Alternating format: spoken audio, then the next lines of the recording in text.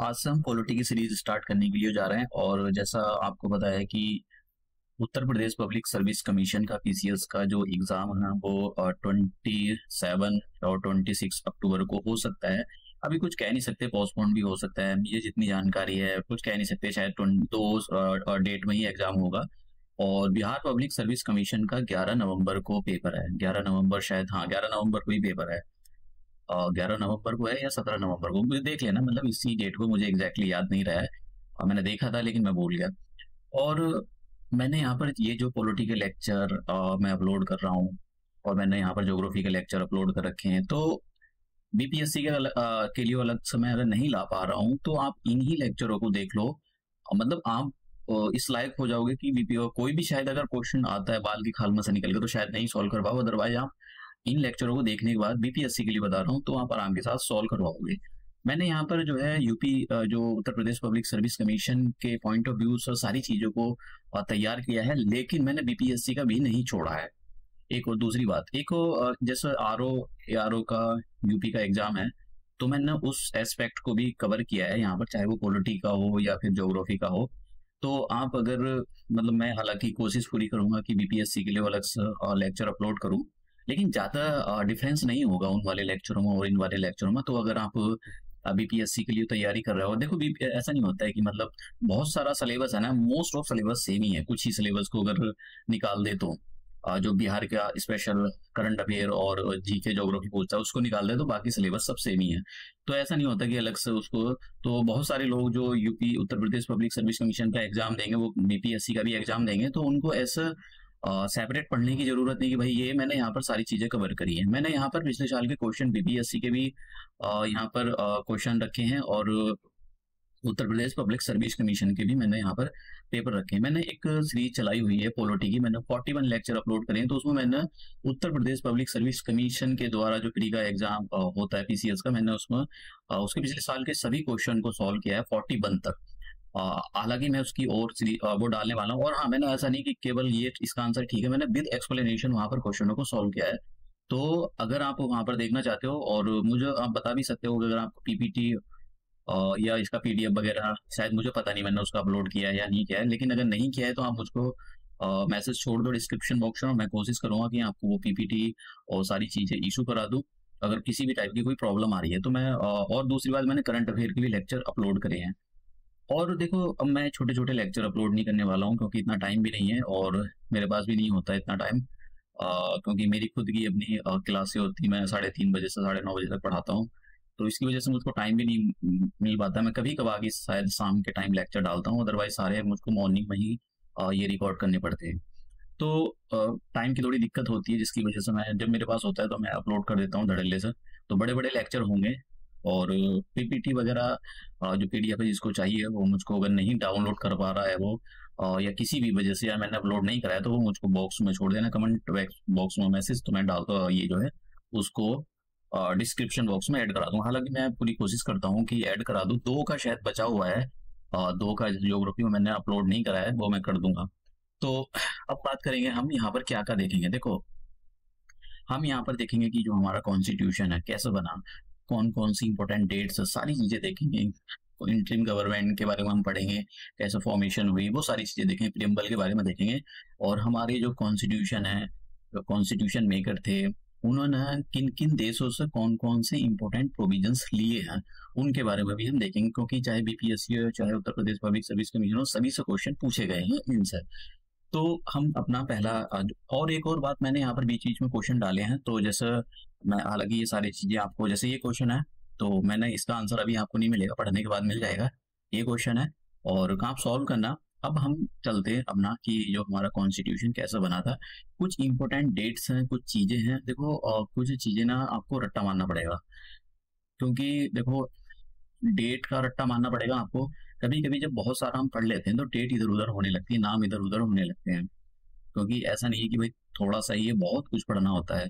तो इसीलिए आपको मतलब कुछ चीजों को छोटा सा एक A4 साइज की सीट बना लो, उसमें मतलब छोटी छोटी चीजें लिख लो। आप कुछ खाना खा रहे हो तो उसको बैठ कर देख लो एकदम खाना खाते, या फिर कुछ जो भी कुछ है आप देख लो उसको बार बार, क्योंकि देखो यही तरीका होता है। ऐसा नहीं कि भाई आपने एक बार पढ़ लिया, वो आप कंप्यूटर है तो आपके अंदर बस वो परमानेंटली फिक्स हो गया, ऐसा कुछ नहीं होता। इंसान की जो है प्रॉब्लम है वो बार बार भूलने की है। तो इसको जो समझ जाता है वही, और फिर वो बार बार पढ़ता रहता है, तो समझ लो उसका क्लियर हो जाता है। लेकिन जो अपने आप को ये समझता है कि वो 30 मार्क आना, उसने एक बार पढ़ लिया तो बस हो गया, उन्हीं का रह जाता है। क्योंकि वो एग्जाम में फिर ये होना चाहिए था, वो होना चाहिए, नहीं नहीं ये होना चाहिए था, और फिर बाहर निकलते हैं, अरे यार मैंने तो 100 और 150 में से 100 क्वेश्चन प्लस कर दिए, फलाना कर दिया, ढिमकाना कर दिया, पता लगा उनका नाम भी नहीं आया जब रिजल्ट आता है। तो ये प्रॉब्लम होती है। लेकिन जो अच्छे स्टूडेंट्स होते हैं, इनको पता है कैसे क्लियर करना होता है, वो बार बार रिवाइज करते हैं। ये मेन चीज होती है किसी भी कॉम्पिटेटिव एग्जामिनेशन की, आपको बार बार रिवाइज करना, यही तरीका होता है पढ़ने का।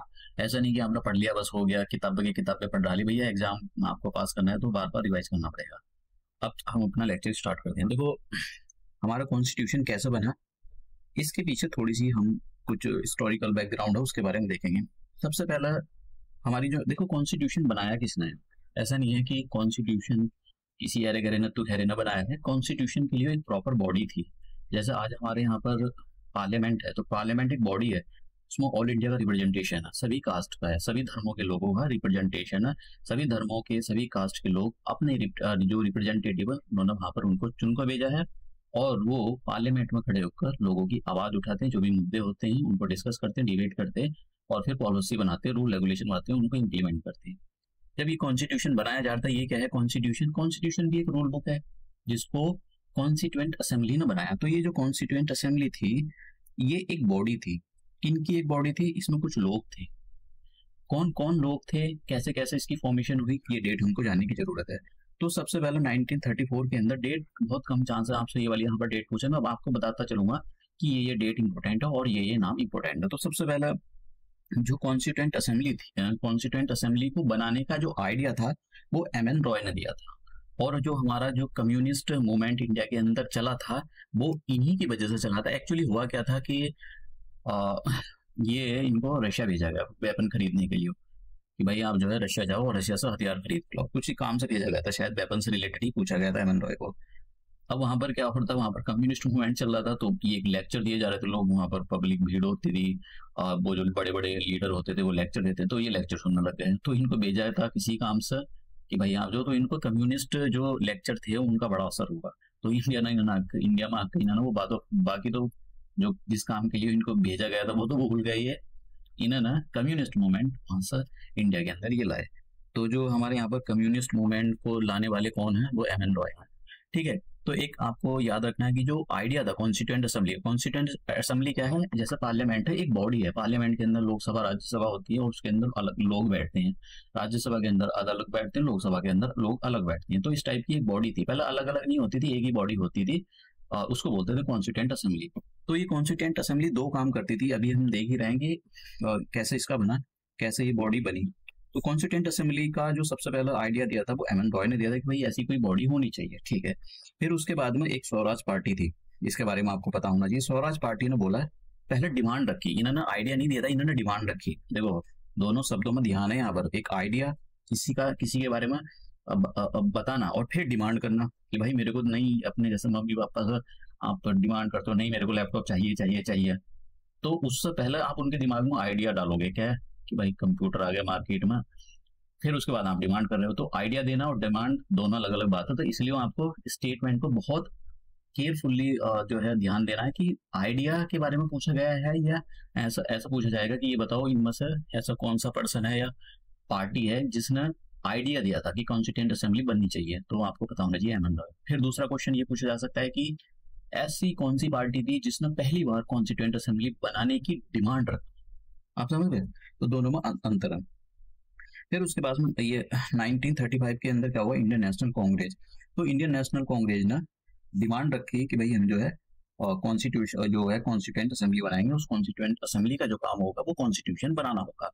फिर 1938 के अंदर पंडित जवाहरलाल नेहरू ने on the behalf of the Indian national Congress ये डिक्लेयर कर दिया कि कॉन्स्टिट्यूएंट असेंबली बनेगी, और ये कॉन्स्टिट्यूएंट असेंबली के अंदर जो अभी जनरल इलेक्शन हुए, तो जनरल इलेक्शन अभी समझ लो जरा कि मतलब कैसा, ये कौन सी जवाहरलाल नेहरू ने, पंडित जवाहरलाल नेहरू जी ने ये बोला था कि ये जो कॉन्स्टिट्यूएंट असेंबली हम बनाएंगे, इसमें आम इसके जो अंदर लोग बैठेंगे वो इलेक्ट हो पाएंगे। किन से इलेक्ट हो पाएंगे, जो जनता है वो वोट करेगी।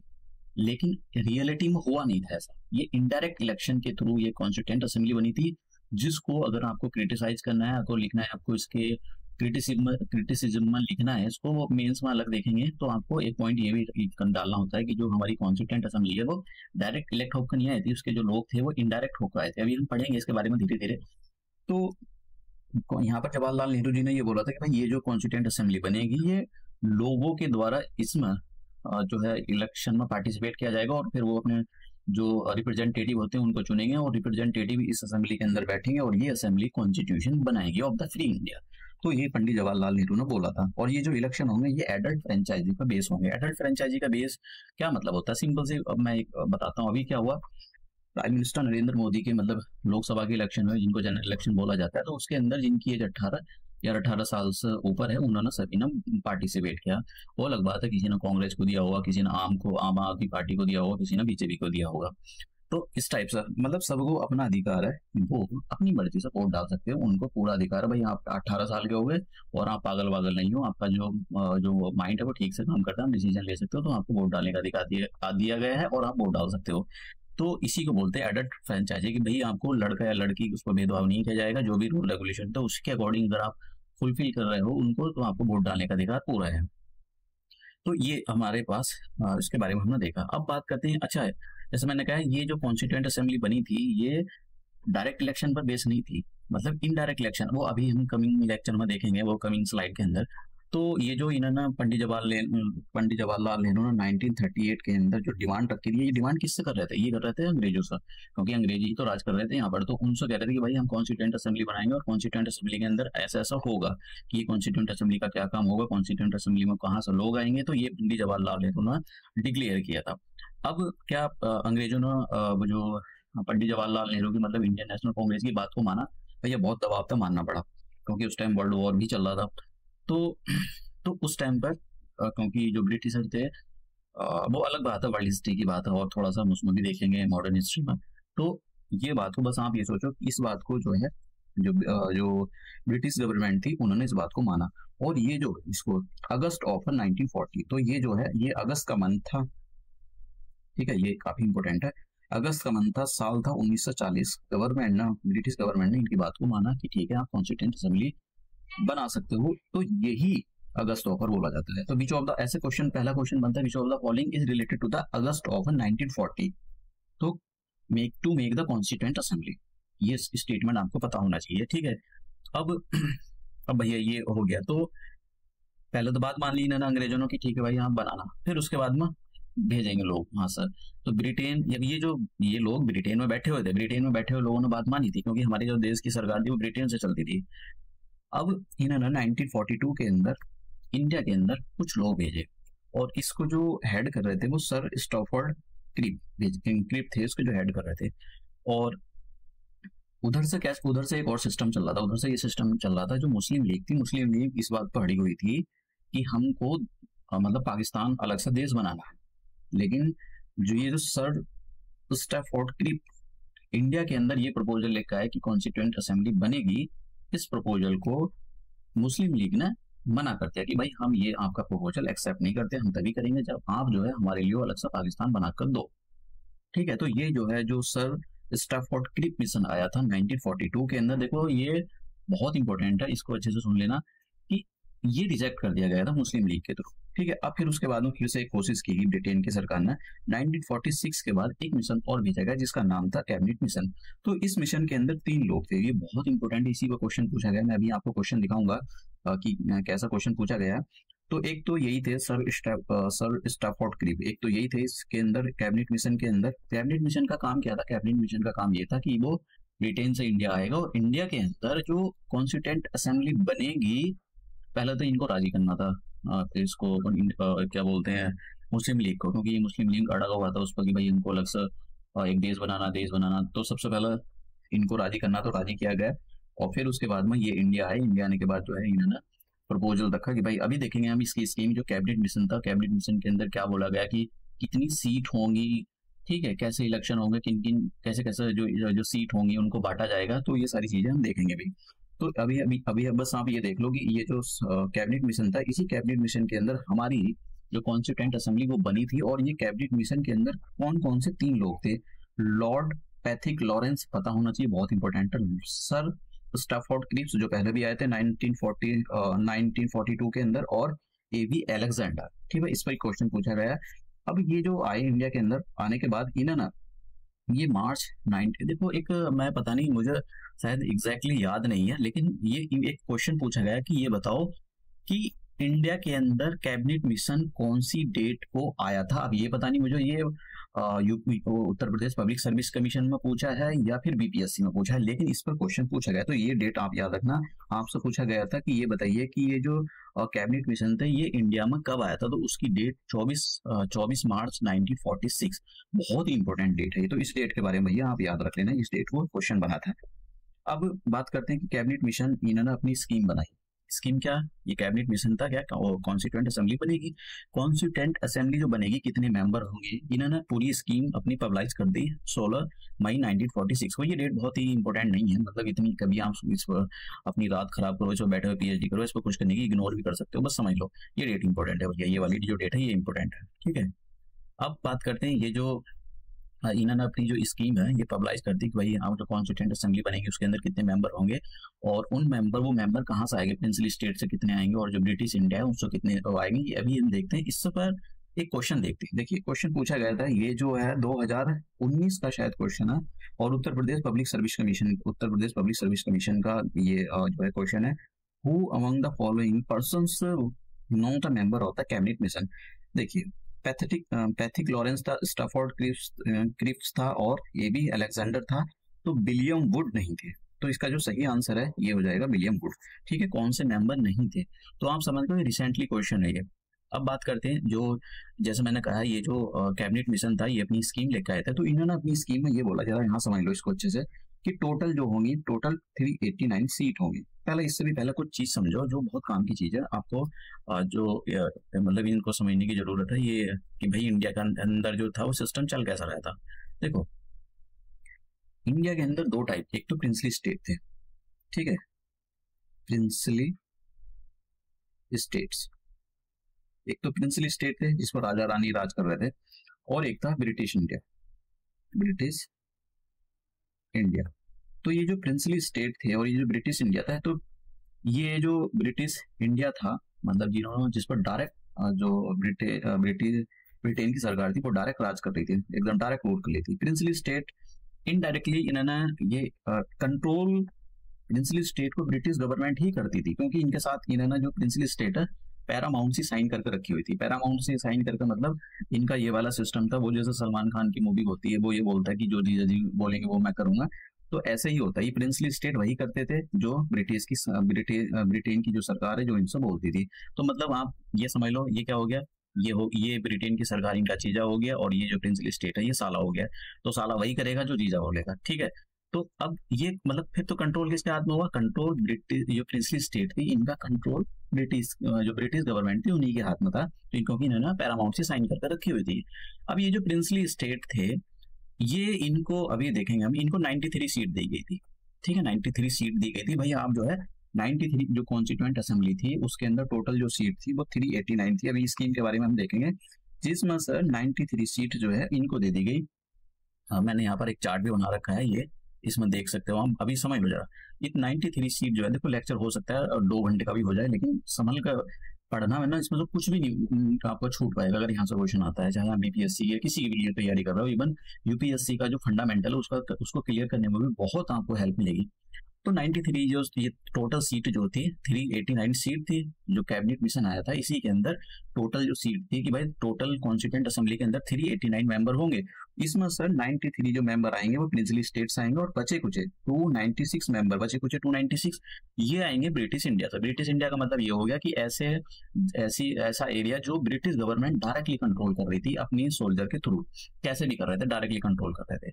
अब ये जो है 2 पार्ट में डिवाइड था। एक तो इनका होता था, इन्होंने मतलब 2 टाइप, वहां पर कुछ गवर्नर लगाए हुए थे और कुछ वहां पर चीफ कमिश्नर होते थे। तो इन्होंने गवर्नर के प्रोविंसेस होते थे इनके, गवर्नर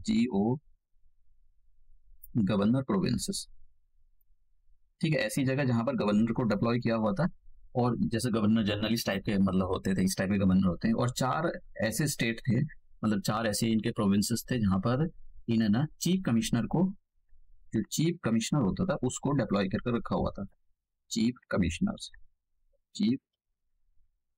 कमिश्नर्स प्रोविंसेस, ठीक है। तो चीफ कमिश्नर ये 296 जो सीट थी, 296 सीट में से 4 सीट तो दे दी इन्हें ना, ये 4 जो बंदे होंगे वो चीफ कमिश्नर प्रोविंसेस आएंगे, और बचे कुछ कितने बच गए 292, ये इतने जो लोग हैं वो जो गवर्नर्स प्रोविंसेस हैं वो यहाँ से निकल कर आएंगे, ठीक है।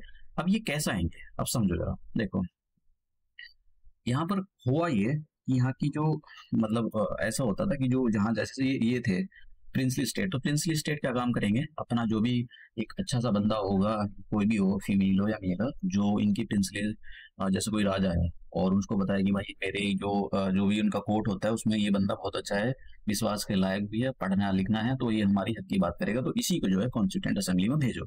तो ये नॉमिनेट करके जो प्रिंसली स्टेट है उसी को जो है नॉमिनेट करके प्रिंसली उसमें भेजेंगे कॉन्स्टिट्यूएंट असेंबली में। अब ये जो बचे ब्रिटिश इंडिया वाले, इसमें होता था क्या था कि ये जो लोग थे जो यहाँ पर कॉन्स्टिट्यूएंट असेंबली के अंदर आएंगे, ये इनका इलेक्शन होगा, लेकिन इनका इलेक्शन होगा कैसा, क्या इसके अंदर इनकी एज जो हर कोई पार्टिसिपेट करेगा इनके इलेक्शन के अंदर, जैसा अभी मोदी के इलेक्शन हुए, प्राइम मिनिस्टर नरेंद्र मोदी के जनरल इलेक्शन हुए। अब ऐसे ही बोलते हैं लोग बाग मोदी के इलेक्शन, तो मैं भी यही बोल रहा हूँ, क्योंकि मोदी का इलेक्शन बोलूंगा तो सब समझ जाएंगे भाई किसकी बात हो रही है। मैं फिर जनरल इलेक्शन करूंगा तो आधों को हो सकता है समझ में आए, लेकिन जो लोकसभा के इलेक्शन होते हैं उनको जनरल इलेक्शन बोला जा सकता है, लेकिन समझने के लिए मोदी के इलेक्शन सोच लो। अब मोदी के इलेक्शन में 18 साल जिनकी एज थी उनको पार्टिसिपेट करने का पूरा वो मिला, वो चाहे अपना वोट डाले या ना डाले, या कांग्रेस को डाले या फिर किसी भी को डाले, वो उनकी मर्जी है। तो ऐसा नहीं था यहाँ डायरेक्ट इलेक्शन, जो यहाँ पर ये जो बंदे थे इनमें डायरेक्ट लोग इलेक्ट होकर नहीं गए थे। तो कैसे गए, जैसे कि मान लो कि उत्तर प्रदेश के अंदर क्या है, एक वहाँ की लॉ मेकिंग बॉडी है, लेजिस्लेटिव असेंबली है, तो वहां पर जो लॉ बना रहे होंगे वो कुछ बंदों को सेलेक्ट करके भेजेंगे कि भाई जाओ, आप जाओ वहां पर, और ये है। तो ऐसे ही अलग अलग स्टेट से, मद्रास से हो गया, बॉम्बे से हो गया, कोलकाता से हो गया, वहां की जो प्रोविंसेस थे, प्रोविंसेस ने इलेक्ट करके भेजा था उनको कि जाओ। आम जनता पार्टिसिपेट नहीं करती, तो इसको बोलते इनडायरेक्ट इलेक्शन। जो कॉन्स्टिट्यूएंट असेंबली थी, कॉन्स्टिट्यूएंट असेंबली के अंदर नॉमिनेटेड लोग थे, समझ गए, नॉमिनेटेड लोग किसने भेजे थे, प्रिंसली स्टेट ने, और इनडायरेक्ट इलेक्ट होकर भेजे गए लोग थे जो किसने भेजे थे, प्रोविंसेस ने भेजे थे। तो यहाँ पर 2-3 स्टेटमेंट आपको याद रखनी है। अब ये जो स्कीम थी, इस स्कीम के बारे में जो मैंने आपको बता दिया कितनी कितनी सीट थी और किस किस पार्ट कैसे कैसे इनको डिवाइड किया गया था, मैंने और अच्छे से यहाँ पर ये चार्ट बनाकर, तो ये क्वेश्चन मैंने आपको कराई दिया। अब देखते हैं ये वाला चार्ट, तो मैंने टोटल बता दिया जो ये जो सीट लेकर आए थे, जो अभी कैबिनेट मिशन बताया था, कैबिनेट मिशन के अंदर इनका प्लान यही था 389 सीट होंगी, जिसमें से 93 जो प्रिंसली स्टेट है उनको दी जाएंगी, और ये जो 93 लोग होंगे ये नॉमिनेट हो पाएंगे प्रिंसली स्टेट के थ्रू। बची 296 सीट जो होंगी जो ब्रिटिश इंडिया से आएंगी। ब्रिटिश इंडिया को 2 पार्ट में डिवाइड किया गया था, एक तो होते थे गवर्नर प्रोविंसेस जहां पर गवर्नर राज करते थे, ठीक है, और एक होते थे हमारे पास ये कमिश्नर, चीफ कमिश्नर, जहां पर चीफ कमिश्नर अपॉइंट करके रखे हुए थे ब्रिटिश गवर्नमेंट ने। तो 4 सीट तो यहाँ से आ जाएंगी, ठीक है, 4 सीट आएंगी यहाँ से, और बची कुछ 292 सीट आएंगी यहाँ से। तो ये 292 सीट आकर कहाँ पर बैठेंगे, तो कुछ लोग तो 93 यहाँ से और 296 जाकर बैठेंगे कॉन्स्टिट्यूएंट असेंबली के अंदर। हालांकि ये जो ये थे प्रिंसली स्टेट, इन्होंने बड़ी आनाकानी करी है, तो ये बाद में मान नहीं रहा था, लेकिन फिर धीरे धीरे जो है मान गए, इनके कान पकड़ के खींचने पड़े, कुछ को डंडा दिया और कुछ को मतलब बसला है इनको कॉन्स्टिट्यूएंट असेंबली में, ठीक है। तो अब ये हो गया, इलेक्शन भी होंगे। अब ये जो सीट होंगी इसके इलेक्शन देखते हैं, इलेक्शन कब हुए, देखो कौन ये वाला यहाँ पर इनडायरेक्ट इलेक्शन के थ्रू ये जो असेंबली आई थी, इसमें एडेड फ्रेंचाइजी का कोई रोल नहीं था, क्योंकि क्वेश्चन स्टेटमेंट उल्टे सीधे पूछे जाते हैं। तो आपको इसके स्टेटमेंट के बारे में, किन लोगों को वोट डालने का अधिकार था, भैया अमीर लोग एकदम बढ़िया, अंबानी वाले लोग, क्योंकि टैक्स भर रहा है अंबानी, ठीक है, बढ़िया एकदम उनको। एजुकेटेड लोग जिनके पास अच्छी प्रॉपर्टी, अमीर, क्या किसी भी नंगे भूखे लोगों को वोट डालने का अधिकार था, बिल्कुल भी नहीं था। तो ऐसे मतलब बस सीधा याद रखना, इनडायरेक्ट इलेक्शन हुए थे, इसके एडेड फ्रेंचाइजी पर बेस इलेक्शन नहीं हुए थे, ठीक है। कब हुए इलेक्शन, जुलाई अगस्त 1946 में इलेक्शन में कितनी सीट पर होंगे, अभी फिर से मुझे लगा कुछ लोगों को समझ में नहीं आएगा। 389 सीट थी, 93 सीट प्रिंसली स्टेट को दी गई थी, तो इनके इलेक्शन नहीं होने थे। इनके इलेक्शन किसके होंगे, 296 सीट पर ही इलेक्शन होंगे, वो भी इनडायरेक्ट इलेक्शन होंगे, समझे आप। तो अब इनके जो 296 सीट 3 पर इलेक्शन होंगे, और कितने किसको मिले, एक बार पता नहीं मैं पता नहीं कौन सा मैं क्वेश्चन, ये शायद पता नहीं किसी स्टेट का पढ़ा रहा था, तो मुझे वहां पर एक क्वेश्चन मिला था कि ये बताओ कि जब ये इलेक्शन हुए थे जो जुलाई अगस्त में 1946 के अंदर, तो ये बताओ इंडियन नेशनल कांग्रेस को कितनी सीट मिली थी? 208 सीट मिली थी। मतलब आप सब रहो ना, बाल की खाल में से भी क्वेश्चन निकालना है, तो कभी कभी ना वो पता नहीं ऐसा ऐसा बैठ जाता है कि बस उसको क्वेश्चन पेपर बनाने के लिए दे दिया गया, तो वो ऐसा क्वेश्चन बनाएगा ना, मतलब छोड़ो, ऐसा कुछ कह नहीं सकते यार, इसके बारे में पता नहीं कौन क्या कैसे बनाता है क्वेश्चन। आधे तो उनका क्वेश्चन गलत होते हैं पीसीएस वालों के, उनको पता नहीं होता कि नशा करके बनाते हैं, नशेड़ी के नशेड़ी वो दे देते हैं, या पेपर करके पेपर आउट करा देते हैं। बहुत बुरी हालत है यार इंडिया के अंदर। तो इंडियन नेशनल कांग्रेस को 208 सीट मिली और 93 सीट मिली मुस्लिम लीग को, ठीक है। बाकी जो छोटी मोटी पार्टी थी उनको 15 सीट मिल गई। तो अब ये एक और बात यहाँ पर, ये जो टोटल थी, देखिए टोटल 389 सीट थी। इन 389 सीट में से 15 औरतें कॉन्स्टिट्यूंट असेंबली के अंदर थी। इन 15 औरतों के नाम यहाँ पर लिखे गए हैं। अभी भी उसके अंदर एक क्वेश्चन पूछा गया था बीपी उत्तर प्रदेश पब्लिक सर्विस कमीशन के अंदर, वो मैंने क्वेश्चन रखा नहीं, मुझे मिल नहीं रहा था, पर ये मुझको डेट याद नहीं, शायद 2023 में था, 2023 में तो नहीं था, शायद 2022 में या 2021 में था। उसमें से ये पूछा गया था, ये बताओ इनमें से कौन सी जो औरत है, मतलब कौन सी वीमेन कॉन्स्टिट्यूंट असेंबली का पार्ट है या कॉन्स्टिट्यूंट असेंबली का पार्ट नहीं है। वो मुझे टाइम नहीं मिला उसको देखने क्वेश्चन को, लेकिन वो क्वेश्चन पूछा गया, तो आपको इनके बारे में पता होना चाहिए। भाई देखो, इस पर मानना पड़ेगा आपको रट्टा। आपको एक क्वेश्चन तो यही एक तो क्वेश्चन यही बन जाता है, ये बताइए कि जो कॉन्स्टिट्यूंट असेंबली थी 389 मेंबर की टोटल स्ट्रेंथ थी, उसमें से 15 औरतें थी। ये बात स्टेटमेंट बिल्कुल ठीक है, इनके नाम आपको पता होना चाहिए भाई। विजय लक्ष्मी, देखो कुछ तो इंपॉर्टेंट है, लेकिन सारी इंपॉर्टेंट है यार, 15 की 15, ऐसे नहीं कि भाई किसी को ऊपर किसी को नीचे रखा जा रहा है, ये सारी इंपॉर्टेंट है। ये जो विजय लक्ष्मी होगी, राजकुमारी, अमृता कौर होगी, सरोजनी नायडू होती, सुचेता कृपालनी, ये भी पूछा गया था, पून्या बनर्जी, लीला रॉय, और ये भैया ये कर लेना इसको। देखो ऐसे नहीं कि छोड़ोगे भाई, आ गया तो सिटी गोल हो जाएगी, फिर वहां पर तुक्का मारने से कुछ नहीं होता, वो गलती होगा, तो इसलिए तो यहाँ से कर लो। ये इनकी औरतें वैसे 10-11 दे रखी हैं यहाँ पर, लेकिन फिर मैंने एक डायग्राम और दे दिया है। ये इन्होंने काफी कंट्रीब्यूट किया है। मैं एक और बात बताना चाहता हूँ यहाँ पर, वैसे क्रिटिसिज्म है इंडिया के अंदर। अभी देखो हमारे यहाँ पर जब ये पार्लियामेंट थी, उसी टाइम की पार्लियामेंट थी, ये 15 औरतें थी, ठीक है। अब हमारे पास कितनी सीट है, मतलब 250 तो लोकसभा की होगी, और 550 लगा लो उसकी, सॉरी ये 250 हो गई, क्या गड़बड़ हो गया, 250 होगी लोकसभा की, 550 लगा लो उसकी राज्यसभा, अरे फिर से गड़बड़ होगी, ये राज्यसभा है, ये है लोकसभा। तो कितनी हो गई, जरा जोड़ते हैं भाई, 500 और 800। जानते हो हमारे देश में इतना निकम्मापन होता है, ये पॉलिटिकल पार्टी है ना, और तो वो आगे बढ़ाने के लिए कुछ नहीं करती। अभी देखो मोदी सरकार ने क्या किया था, रिजर्वेशन, लोकसभा में रिजर्वेशन ठोक दिया। क्यों ठोका? जीतने के लिए। इतने दिनों से क्या भाई आप मतलब क्या प्याज छील रहे थे क्या? इतने दिनों से क्यों नहीं करा? हमारे यहाँ पर पॉलिटिक्स खेली जाती है जीतने के लिए, देश को आगे बढ़ाने के लिए पॉलिटिक्स नहीं खेली जाती है। इतने दिनों से कांग्रेस ने राज करा, कांग्रेस क्या धनिया छिल रही थी इतने दिनों से, वो क्यों नहीं लाई थी? आपको लगता है कुछ बीजेपी, देखो बीजेपी अभी तक तो ठीक है, अभी तक तो देश के डेवलपमेंट में काफी कंट्रीब्यूट कर रही है। अगर बीजेपी कांग्रेस बनेगी, ये कुछ नहीं कर सकते हैं, क्योंकि बीजेपी भी कांग्रेस के रास्तों पर चल रही है। बहुत सारी चीजें ऐसी होती हैं कि जो रेपिस्ट होते हैं, जिन्होंने गैंग रेप कर रखे हैं, जिनको करोड़ों रुपए की संपत्ति के करप्शन के आरोप लगे हुए हैं, वो कांग्रेस में थे, अब वो सीधे बीजेपी में हो रहे हैं। तो क्या अब बीजेपी कांग्रेस बन रही है? लोगों ने बीजेपी को इसलिए लाया कि वो कुछ करेगी देश के लिए, कर रही है, लेकिन क्या बीजेपी अब कांग्रेस बन रही है? मतलब अभी कुछ कह नहीं सकते। तो बहुत दिक्कत है अभी हुआ, तो वो बीजेपी क्यों जीत गई? एक ये उसमें उसने ये वाला कार्ड खेला। तो हमारे देश का भाई इतने दिनों से अंडे दे रही थी बीजेपी, जो बीजेपी को लगा नहीं कि भाई जो रिजर्वेशन के लिए पहले से लाना चाहिए, पहले वाले टर्म में लाना चाहिए, नहीं करा।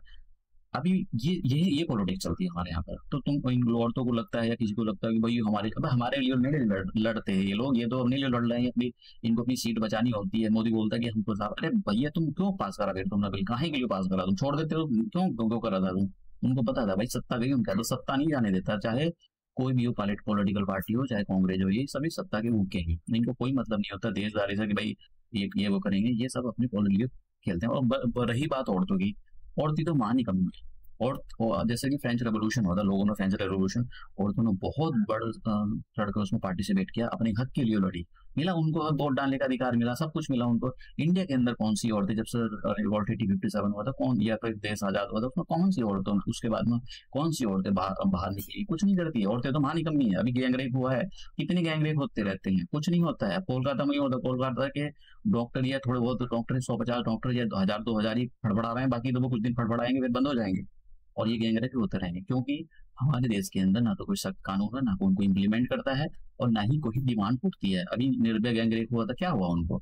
2000 शायद 22 की बात है, 2022 सॉरी 2012 में हुआ था आई थिंक, मैं जहां तक जानता हूँ। और फांसी कब लगाएगी? शायद 2022 में लगाएगी। इतने दिनों से भाई 10 साल हो गए, 10 साल में हमारा हमारा जस्टिस सिस्टम अंडे दे रहा था क्या? क्यों लगाएगी नहीं फांसी? क्योंकि हमारे जस्टिस सिस्टम को जानबूझ को लंगड़ा लूला गूंगा बहरा बनाया गया है। क्यों? क्योंकि ये लंगड़ा लूला बहरा केवल गरीबों के लिए ही उनके जस्टिस सिस्टम बुलाता, अमीरों के लिए कुछ नहीं होता। बहुत सारी बड़ी बड़ी पॉलिटिकल पार्टी हैं, उनके बहुत बड़े बड़े लीडर, उन पर जो करप्शन के आरोप लगे हुए हैं, घंटा कुछ नहीं होता उनका। जेल में रहेंगे, जेल पर रहेंगे, जेल में रहेंगे, जेल पर रहेंगे, और उनको जेल में अंदर तो हाय हाय मैं मर गया, हाय हाय मेरा फेफड़ा फेल हो गया है, मेरी किडनी फेल होगी, मैं मर गया, मेरे को बाहर निकालो, वो तुरंत बाहर आ जाता है। सुप्रीम कोर्ट को तो भाई इसको दे दो, बेल दे दो, इसको बेल में क्यों रखो, बेल दे दो इसको, ठीक है। सुप्रीम कोर्ट में तो खुद करप्ट लोग बैठे रहते हैं, वो तो उनको एक दो 100 200 करोड़ रुपए दे दो, वो तुमको साहब जहां बोलोगे तुम वहीं पर तुमको बेल दिलवा।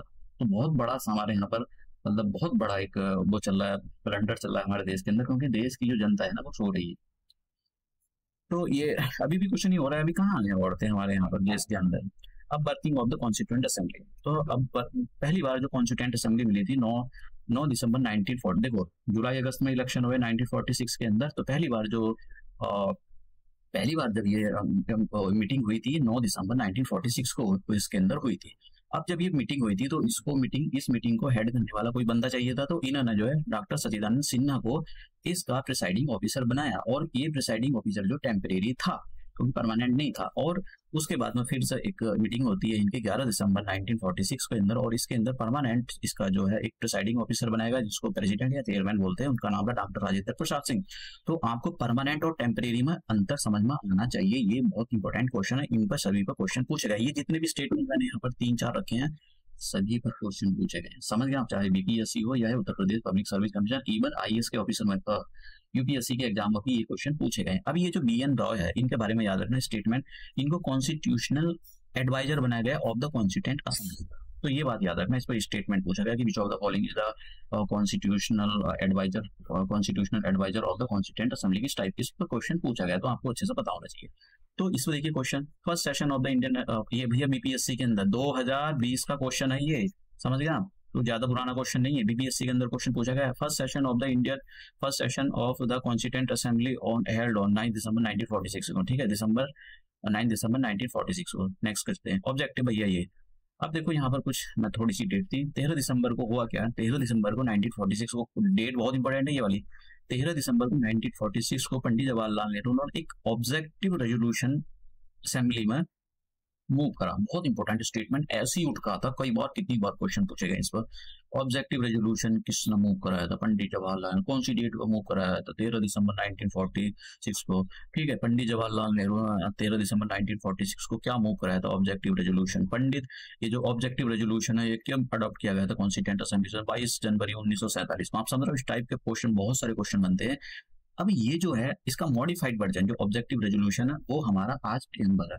तो ये जो ऑब्जेक्टिव रेजोल्यूशन है एक्चुअली इसका मॉडिफाइड वर्जन हमारा प्रियम्बल है, जो मैं आपको अगले वाले स्लाइड्स में पढ़ाने वाला हूँ कि हमारा जो प्रियम्बल था वो किस टाइप का, अब कैसा है, जब देश आजाद हुआ था, जब ये कॉन्स्टिट्यूशन बना था उस टाइम पर क्या था, और अब जब देश अभी 1940 जब 42nd कॉन्स्टिट्यूशनल अमेंडमेंट हुआ था उसके अंदर कौन कौन से 3 वर्ड डाले गए थे, वो सारी चीजें हम डिटेल से कवर करेंगे। कुछ भी नहीं बचने वाला आपका, सच बता रहा हूँ, ऑनेस्टली बता रहा हूँ। लेफ्ट राइट ऊपर नीचे इतने सारे सीरीज प्लीज करने की जरूरत नहीं, मैंने सारा यहाँ पर सब लपेट डाला है, कुछ भी नहीं छोड़ा है सीधे से शब्दों में। तो हमारा जो ये है, अब याद रखना ये जो प्रियम्बल है, प्रियम्बल भी हम आगे पढ़ेंगे, हमारी जो फिलोसफिकल, जो हमारा कॉन्स्टिट्यूशन है उसका फिलोसफिकल पार्ट है, अभी हम आगे पढ़ेंगे धीरे धीरे, आपको पता रहे। तो डेट पता होनी चाहिए ये वाली, भाई रट्टा मारो इसको, कुछ भी करो, रात दिन रट्टा मारो, कुछ भी करो, लेकिन पता होनी चाहिए आपको। एग्जाम निकाला नहीं निकालना तो भैया मैं तो यही बोलूंगा, घर पर बैठ जाओ, पीसीएस के लायक नहीं हो आप ना, कोई सा एग्जाम नहीं निकाल सकते हो, रट्टा मारना पड़ता है बहुत सारी चीजों पर, वो भी रट्टा ढंग के साथ मारना पड़ता है, और अच्छे वे में आपको सीक्वेंस के बारे में पता होना, पता लगा किसी भी डेट को उठाकर रटवा डाला आपका, सीक्वेंस के बारे में तो पता हुआ। आप जब तैयारी कर रहे हो, ये क्वेश्चन पूछा गया था बीच ऑफ द फॉलोइंग स्टेटमेंट, ये क्वेश्चन पूछा गया था, मुझे याद नहीं रहा किसी का है यार, लेकिन क्वेश्चन पूछा गया है। देखिए, which of the following statement are correct regarding the constituent assembly, ये क्वेश्चन पूछा गया था। हाँ मुझे याद आ गया, ये क्वेश्चन पूछा गया था Himachal Pradesh public service commission में, मैं पढ़ा रहा था उसका, तो उसमें क्वेश्चन पूछा गया था। इट वाज, देखिए इट, देखिए यहाँ पर देखिए क्वेश्चन सुनिए, it was not based on the adult franchise, ये एडल्ट फ्रेंचाइजी पर बेस्ड नहीं थी। बिल्कुल सही बात है भाई। देखो, it work through the several committee, ये भी अभी देखते हैं। पहला हमेशा इस टाइप के क्वेश्चन को कैसे करोगे, इस टाइप के क्वेश्चन को करने के लिए आपको एलिमिनेशन मेथड से जाना पड़ेगा। It resulted from the direct election, direct election से तो भैया ये कॉन्स्टिट्यूएंट असेंबली बनी ही नहीं थी, तो D option, sorry B option खत्म करो, गया गया गया, आंसर डी, सॉरी ये आंसर ए। तो आप समझ गए, ये गया ये गया ये गया, ये स्टेटमेंट गलत है, ये तीनों के तीनों स्टेटमेंट गलत है, आंसर हो जाएगा ए। ऐसा एलिमिनेशन मेथड को यूज करना चाहिए, ये इवन यूपीएससी के लेवल का क्वेश्चन। हाँ, बिहार पब्लिक सर्विस कमीशन दीवाना है ऐसे क्वेश्चन, बुक्स में रखे हुए ऐसे क्वेश्चन। अभी उसको सपना 2023 में सपना आ गया था एक, तो उसने फॉर्मेट ही बदल डाला, पहले 5 ऑप्शन देता था, अब उसने कहा है कि नागासाकी मागासाकी करेंगे, अब नया फॉर्मेट तैयार करेंगे, तो उसने नया फॉर्मेट तैयार किया है। ठीक है, तो ये इस टाइप का क्वेश्चन काफी इंपॉर्टेंट हो जाता है। कैसे सॉल्व करना ये मैंने आपको बताया। Who among the following was the speaker of the first Lok Sabha, अभी आप इसकी झलक देखोगे थोड़ी देर में। ये क्वेश्चन पूछा है, कितनी बार क्वेश्चन पूछा गया है अलग अलग एग्जाम में, अलग अलग पीसीएस में, जरा यहाँ समझते हैं। कॉन्स्टिट्यूएंट असेंबली के दो काम होते हैं, एक तो जैसा हमारे यहाँ पर पार्लियामेंट्री, तो पार्लियामेंट्री दो काम करती है। नंबर एक तो कॉन्स्टिट्यूशन, जो हमारा कॉन्स्टिट्यूशन है, जो रूल बुक है, उसको अमेंड करती है, उसमें नई चीजें डालती है, कुछ चीजें निकालती है, कुछ को मतलब उसको अमेंडमेंट बोलते हैं, उनको करती है, तो उसके लिए करती पार्लियामेंट ही है। तो उसको थोड़ा सा अलग प्रोसीजर की जरूरत, थोड़ा सा अलग प्रोसीजर की जरूरत पड़ जाती है। और एक होती है ऑर्डिनरी लॉ बनाना, जैसे भाई आपको पॉल्यूशन पर लॉ बना दिया है, ठीक है कि दिल्ली के अंदर पॉल्यूशन नहीं होगा, कि भाई कोई भी जो है जो अपनी गाय भैंस जो है रोड पर नहीं छोड़ेगा और वो गोबर नहीं करेगी किसी के अगर, तो इस टाइप के रूल रेगुलेशन जो होते हैं ऑर्डिनरी उसमें आ जाते हैं। तो जब ये और दो टाइप के जो काम परफॉर्म कर रही थी कॉन्स्टिट्यूएंट असेंबली, एक तो बनाती थी कॉन्स्टिट्यूशन को, अमेंड कॉन्स्टिट्यूशन बनाने का काम करती थी, कॉन्स्टिट्यूशन बनाने के लिए उन्होंने ड्राफ्टिंग कमेटी बनाई हुई थी। और जब ये कॉन्स्टिट्यूशन बनाते थे, जब मान लो कि किसी मीटिंग में कॉन्स्टिट्यूशन बना रहे, तो उस टाइम पर इसको चेयर करते थे डॉक्टर राजेंद्र प्रसाद। ये पता होना चाहिए, इंडिया के फर्स्ट प्रेसिडेंट ऑफ इंडिया। भैया बिहार पब्लिक सर्विस कमीशन वाले को इस पर अच्छे से पढ़ के चले जाना है, इसको जो क्वेश्चन पूछा गया कई बार। ठीक है, अब जब ये ऑर्डिनरी लॉ बनाते थे, तो ऑर्डिनरी लॉ जब बनाते थे, तो जीवी मावलंकर ये इसको डिसाइड करते थे। और जीवी मावलंकर इंडिया के first speaker of the Lok Sabha, पहले स्पीकर। आपसे कई बार क्वेश्चन पूछा गया Himachal Pradesh public service commission, उत्तर प्रदेश पब्लिक सर्विस कमीशन में बहुत जगहों पर कई बार क्वेश्चन पूछा गया था कि वो was the first speaker of the Lok Sabha, first speaker of the Lok Sabha. देखिए यहाँ पर क्वेश्चन है जीवी मावलंकर, आंसर। ठीक है, तो इस टाइप के क्वेश्चन पूछे जाते हैं। अब हाँ, ये जो कॉन्स्टिट्यूएंट असेंबली थी, ये दो काम कर रही थी। ये 26 नवंबर 1949 तक ये दो काम किए। उसके बाद में क्या हुआ, इस डेट को, अभी इस डेट के बारे में पढ़ेंगे, बहुत ज्यादा इंपॉर्टेंट है, इसकी बहुत ज्यादा सिग्निफिकेंस है इस डेट की, तो आपको इस डेट के बारे में अच्छे से पता होना चाहिए। ठीक है, अभी ये डेट अभी याद रख लो कि ये जो दो काम कर रही थी कॉन्स्टिट्यूएंट असेंबली, इसको जो कॉन्स्टिट्यूएंट असेंबली, जिसको first parliament of the free India बोला जाता है भैया, वो कॉन्स्टिट्यूएंट असेंबली शब्द ना देकर first parliament of the free India ये भी शब्द का यूज करता है। तो शब्दों के साथ कभी खिलवाड़ कर देता तो तुमको लगता है कि पहली पार्लियामेंट हमारी जनरल इलेक्शन 1952 के बाद ही बनी होगी। अरे भैया, ये इसको जो कॉन्स्टिट्यूएंट असेंबली को, उसको first parliament of the free India बोला जाता है। ठीक है, तो शब्दों के साथ खेलता है भैया कोई भी कमीशन। ठीक है, जो अच्छा सा होता है तो वो तो भाई बाल के खाल में से निकालता है क्वेश्चन पेपर। अब बात करते हैं कि जो कॉन्स्टिट्यूएंट असेंबली थी, इन्होंने बहुत सारे काम करे थे, क्योंकि अभी देखेंगे हम 2 साल 11 मंथ 18 दिन इन्होंने लगाए, 64 लैक्स कॉन्स्टिट्यूशन बनाने को खर्चा आया। तो वो सारी चीजें देखेंगे। एक इन्होंने बनाया हमारा नेशनल फ्लैग। नेशनल फ्लैग के बारे में हम देखते हैं कि नेशनल फ्लैग कौन सी डेट को इसको वो किया गया था, अडॉप्ट किया गया था। ठीक है, क्या डायमेंशन होती है, ये सारी चीजें देखो। ये जो हमारा, मैं आपको जरा डेट ये दिखा दूं, ये जो हमारा मतलब 1957 में जो रिवॉल्ट हुआ था, इसको हटा देता हूँ यार, ये मैंने लिखा है तो 1949, ये वाली डेट नहीं है, ये वाली इतना डेट ये गलत है, ये 1957 ये डेट गलत है एक्चुअली, ये 1857 डेट है यहाँ पर जो मतलब ये गलत लिखी गई, ये ना गलत है, ये इसको हटा देता हूँ यार मैं, कल इसको ये 1857 को जो हमारा मैप बना, वो मैप नहीं, हमारा जो नेशनल फ्लैग था वो ये था। और फिर 1906 को ये वाला फ्लैग मैप बना, सॉरी मैप नहीं, ये जो झंडा हमारा फ्लैग, और 1907 को ये बना, फिर 1921 को ये था, और 1931 को ये था। तो वेरिएशन जो एवोल्यूशन हुआ है वो हमारे पास जो फाइनल है 1947 को ये है। ठीक है, तो ये किसने बनाया, ये वाला, इसके बारे में हम देखते हैं। ठीक है, ये काफी इंपॉर्टेंट है, देख लेना भैया अच्छे से। मतलब आएगा तो नहीं, डायग्राम तो नहीं आएगा, लेकिन फिर भी इसके बारे में पढ़ना जरूरी है। तो ये किसने बनाया था? पिंगाली वेंकैया। पता नहीं, एक बार मैं मुझे ध्यान नहीं रहा है, शायद यूपीएससी का एक स्टेटमेंट था, उत्तर प्रदेश यूपीएससी का, मतलब वहाँ पे ना यूनियन पब्लिक सर्विस कमीशन का एक स्टेटमेंट था। तो मैं उसका क्वेश्चन सॉल्व कर रहा था, तो उसमें एक स्टेटमेंट ये भी था, ठीक है, वो पता नहीं क्या, मतलब कुछ ऐसी था, लेकिन इनका नाम था उसमें, मेरे को एग्जैक्टली याद नहीं रहा है। तो ये जो डिजाइन किया गया है वो किसने डिजाइन किया है? पिंगाली वेंकैया, इन्होंने डिजाइन किया है, ठीक है। अब ये जो डिजाइन किया गया है, तो इसका जो रेशो है, लेंथ और ब्रेथ का रेशो, ये गया यहाँ पर, ये और ये, इसका रेशो, ये होगी ब्रेथ और ये होगी लेंथ। तो ब्रेथ और लेंथ का जो रेशो है 2:3 होगा। बहुत इंपॉर्टेंट क्वेश्चन, एसएससी एग्जाम के अंदर पूछते रहते हैं। तो किसी दिन को उसकी अथामाती से टकली तो फिर भैया वो रख डालेगा एकदम, इसलिए तैयार करके जाना पड़ेगा। तो डायमेंशन कितनी है? इसमें कुछ कलर है, saffron, white, green, navy blue, Ashoka चक्र, इसके बारे में भी हम देखेंगे क्या सिग्निफिकेंस है। एक क्वेश्चन तो बीपीएससी के अंदर उसके अंदर व्हील के अंदर ही पूछ लिया था कि भाई ये जो गोल चक्र है इसका क्या मतलब होता है, ठीक है। अभी हम देखते हैं कौन सी डेट को इसको अडॉप्ट किया गया था। वेरी वेरी इंपॉर्टेंट, 22 जुलाई 1947, ये डेट आपको रट्टा मारो भैया, इसमें बिना रट्टो कुछ काम नहीं चलने वाला। अब बात करते हैं यहाँ पर डिजाइन के बारे में। देखो ये तो मैंने आपको बता दिया, इसके अंदर कुछ चीजें हैं, जैसे यहाँ आप देख रहे हो ना, ये वाला ही, इसके अंदर ऐसे ये चारों तरफ स्पोक निकले हुए हैं। कितने स्पोक हैं? ये 24 स्पोक्स। पहला क्वेश्चन, बहुत सारे क्वेश्चन बनते हैं यहाँ से। 24 स्पोक्स हैं और चारों तरफ रेडिएट हो रहे हैं। चारों तरफ रेडिएट होने का क्या मतलब होता है, जरा समझो, बहुत इंपॉर्टेंट है ये। मतलब हमारे देश का जो कल्चर है ना, हमारे देश की जो सभ्यता है, इन सब में समाई हुई है। आप कैसे देखते हो ये आपके ऊपर डिपेंड है। जैसे ये हमारा क्या है, सन, तो सन चारों तरफ रोशनी फेंकता है, चारों डायरेक्शन में रोशनी फेंकता है। ऐसा ये मान लो यहाँ पर अंधेरा है, रोशनी आएगी यहाँ पर, इसको जो अंधेरा था पहले, अब उसको रोशनी से भर दिया है। यहाँ पर अंधेरा है, रोशनी आएगी, चारों तरफ रोशनी फैल जाएगी। इसका मतलब क्या होता है? इसका मतलब ये होता है जब इंसान को ज्ञान होता है तो उसका जो अंधकार है वो दूर हो जाता है। ये हमारे चाहे बुद्धिज्म हो या जैनिज्म हो या हमारा हिंदू धर्म है या किसी भी कोई भी धर्म हो, इसमें समाया हुआ है। समझे? ये है रेडिएट हो रही है, इसका मतलब ये जो चारों तरफ स्पोक रेडिएट हो रहे हैं उसमें, ठीक है। आपको समझ गया इसका मतलब कितना बड़ा होता है? ये बहुत जरूरी, ये बहुत ही इंपॉर्टेंट कॉन्सेप्ट है। अब बात करते हैं ये अभी अभी देखते हैं यहाँ पर जरा। अब ये बात करते हैं, ये जो ऐसे गोल चक्र से जो बनाया है इसका क्या मतलब होता है। देखो ये जो बनाया गया है, पहले जो मैं बता रहा था वो स्पोक निकल रहे हैं, उसके बारे में बता रहा था। अब ये जो गोल चक्र बनाया गया है यहाँ पर, ये वाला जो गोल चक्र है, ये जो गोल चक्र है, ये इसका क्या मतलब होता है? देखिए, समय किसी के लिए नहीं रुकता है। जब से बिग बैंग हुआ है, समय का निर्माण हुआ, स्पेस का निर्माण हुआ, सारी मैटर निकली उससे, सभी कुछ उसी चीज से निकला, सिंगुलरिटी उसको बोलते थे। जब से समय चलता जा रहा है।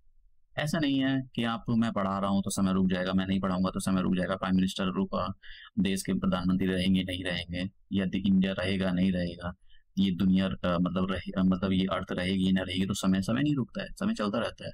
इसका मतलब क्या हो गया कि समय का पहिया हमेशा चलता है, ठीक है। समय का पहिया हमेशा चलता है, समय किसी के लिए रुकता नहीं है, ठीक है। तो constant movement of the wheel, इसका मतलब यही होता है कि समय किसी के लिए नहीं रुकता है। आपको समय के साथ आगे बढ़ना चाहिए, समय से सीखना चाहिए, समय कभी नहीं रुकता है। अब अब बात करते हैं हम इसके बारे में, कलर के बारे में। तो हमारे इसके अंदर पता ही है कितने कलर हैं। अशोका की चक्र, ये जो अशोका चक्र है, इसमें देख लेना थोड़ा बहुत, अगर हो सकता है कि मैंने कुछ टूट फूट गया। एक्चुअली वो कभी कभी ऐसा होता है कि एकदम ऐसा मैं पढ़ाता नहीं हूँ ना, ऐसे ही ऐसा देख देख के भाई मेरे को तो पता नहीं लगेगा ना, मैं ऐसा पढ़ाऊंगा ये तो फिर रटा जाएगा वो एकदम, ये सब बेकार, मतलब अलग अलग आप देखते रहें। तो इसका कौन कौन से कलर होते हैं? जैसे सैफरॉन कलर, सैफरॉन कलर का मतलब होता है सैक्रिफाइस, खून। जब तक आप खून नहीं बहाओगे तब तक कुछ नहीं मिलता है। मतलब ऐसा नहीं किसी को गोली मार दो, खून बहा दो, खून की नदियां बहा दो, वो वाली बात नहीं है। आप सही चीज के लिए लड़ो, तो सही चीज के लिए लड़ोगे तो आपको खून बहाना पड़ेगा, चाहे वो आपका बहे या किसी और का बहे। तो अंग्रेजों से आजादी ऐसे थोड़ी मिली है, सेक्रीफाइस किया है तभी तो मिला, तभी तो सैफरॉन कलर है। व्हाइट का क्या मतलब होता है? व्हाइट का मतलब होता है पीस। एकदम व्हाइट रुमाल लेके चलते हैं, उसका क्या मतलब होता है? अगर आपका रुमाल गंदा है ना, तो लोग समझ जाएंगे आपके रुमाल को ही देखकर ये बहुत ही गंदा लोग है, ये बहुत ही गंदगी में रहता है। आपका रुमाल साफ सुथरा है, तुरंत समझ जाएंगे भाई व्हाइट कपड़े पहन रखे हैं, रुमाल भी एकदम व्हाइट है, मतलब भाई शांति प्रिय देश, शांति प्रिय। तभी तो वो हमारे यहाँ पर क्या पहन के जाते हैं, कुर्ता पजामा व्हाइट कलर का। क्यों? एक तो खादी को रिप्रेजेंट करता है, दूसरा व्हाइट को रिप्रेजेंट करता है। वो हालांकि ये दिखावटा होता है, ये सब लोग ड्रामेबाज होते हैं। ये पॉलिटिशियन जो है ना, वो सारी चीजें यूज करेंगे जिससे जनता को मैनिपुलेट किया जाए, और फिर उन्हीं की बजाते रहते हैं, उन्हीं के साथ रेप करते हैं, उन्हीं की जो मतलब तुम मारा पीटी दुनिया भर के करप्शन बहुत करते हैं। लेकिन दिखाएंगे ऐसा कपड़े पजामा पहनकर व्हाइट कलर का, लेकिन दिल उनका बहुत काला होता है। आप समझ रहे हो, किसी किसी पॉलिटिशियन का दिल साफ है, मतलब काले कलुट्टे पॉलिटिशियन है ये, अंदर से इनका दिल बहुत काला है। तो इसको तो मतलब ही नहीं पता, उनको व्हाइट कपड़े बस दिखाने के लिए पहनते हो। अब ग्रीन के बारे में, ग्रीन जो है जैसा हमारा देश है, आप अपने खेत पर जाते हो तो खेत हरा भरा देखकर तो मन एकदम शांति से भर जाता है, एक मोटिवेशन मिलता है। तो मतलब ये जो ग्रीन कलर है ये क्रेज के लिए इम्पोर्टेंट है, ठीक है। क्रेज मतलब आपको एक अंदर से शांति, और करेंगे हम अपनी एग्रीकल्चर और बढ़ाएंगे, तो ऐसा कुछ एक मुंह, ऐसा एक आपसे अंदर से एक आवाज आती है। तो ये उसके बारे में होगा, कब कौन सी डेट को अडॉप्ट किया ये पता होना चाहिए। अब बात करते हैं नेशनल एंथम। देखो जैसे मैं बता रहा हूँ, लेक्चर भैया बड़ा हो जाएगा, जिसको देखना वो देख सकता है, अदरवाइज स्किप कर सकता है, या फिर वो 4 पर लगा कर एकदम तूफान का देवता बना सकता है इस लेक्चर को जल्दी जल्दी। अब बात करते हैं हम नेशनल एंथम के बारे में। नेशनल एंथम क्या है, हमारा टाइटल इसका जनगण, मैंने यहाँ पर दे भी रखा है ये वाला, ठीक है, यहाँ पर दिया है, यहाँ पर दिया है, तो आपको पता होना चाहिए। मैं फिर भी मैंने यहाँ पर कोशिश की आपको जो सारी चीजें देनी, बहुत सारी चीजें मैंने इसमें डाली हैं, जो जिस पॉइंट को मैं बोलूँ केवल उसी को आपको पता होना चाहिए। कब इसको अडॉप्ट किया गया था, कौन सी डेट को, तो 24 जनवरी 1950 को इसको अडॉप्ट किया गया था। एक तो ये वाला पॉइंट आपको पता होना चाहिए, बहुत इंपॉर्टेंट पॉइंट है। पूरा अगर आप प्ले करोगे, पूरा का पूरा आप ये पूरा करते हो तो 52 सेकंड लगते हैं, लेकिन अगर आपको इसका शॉर्ट वर्जन चाहिए तो 20 सेकंड लगते हैं, ठीक है। तो शॉर्ट वर्जन के लिए भी, सॉरी, शॉर्ट वर्जन के लिए भी आपसे पूछा जाता है कि शॉर्ट वर्जन कितने टाइम में प्ले होता है, इस पर क्वेश्चन पूछा गया है, मुझे एग्जैक्टली याद नहीं है, लेकिन शॉर्ट वर्जन जो है 20 सेकंड में जो शॉर्ट वर्जन होता है, जो हमारा जो नेशनल, जिसका नेशनल एंथम, उसका शॉर्ट वर्जन 20 सेकंड में कंप्लीट हो जाता है, और उसका पूरा जो फुल वर्जन है वो 52 सेकंड्स लेता है। इसके बारे में आपको पता होना चाहिए।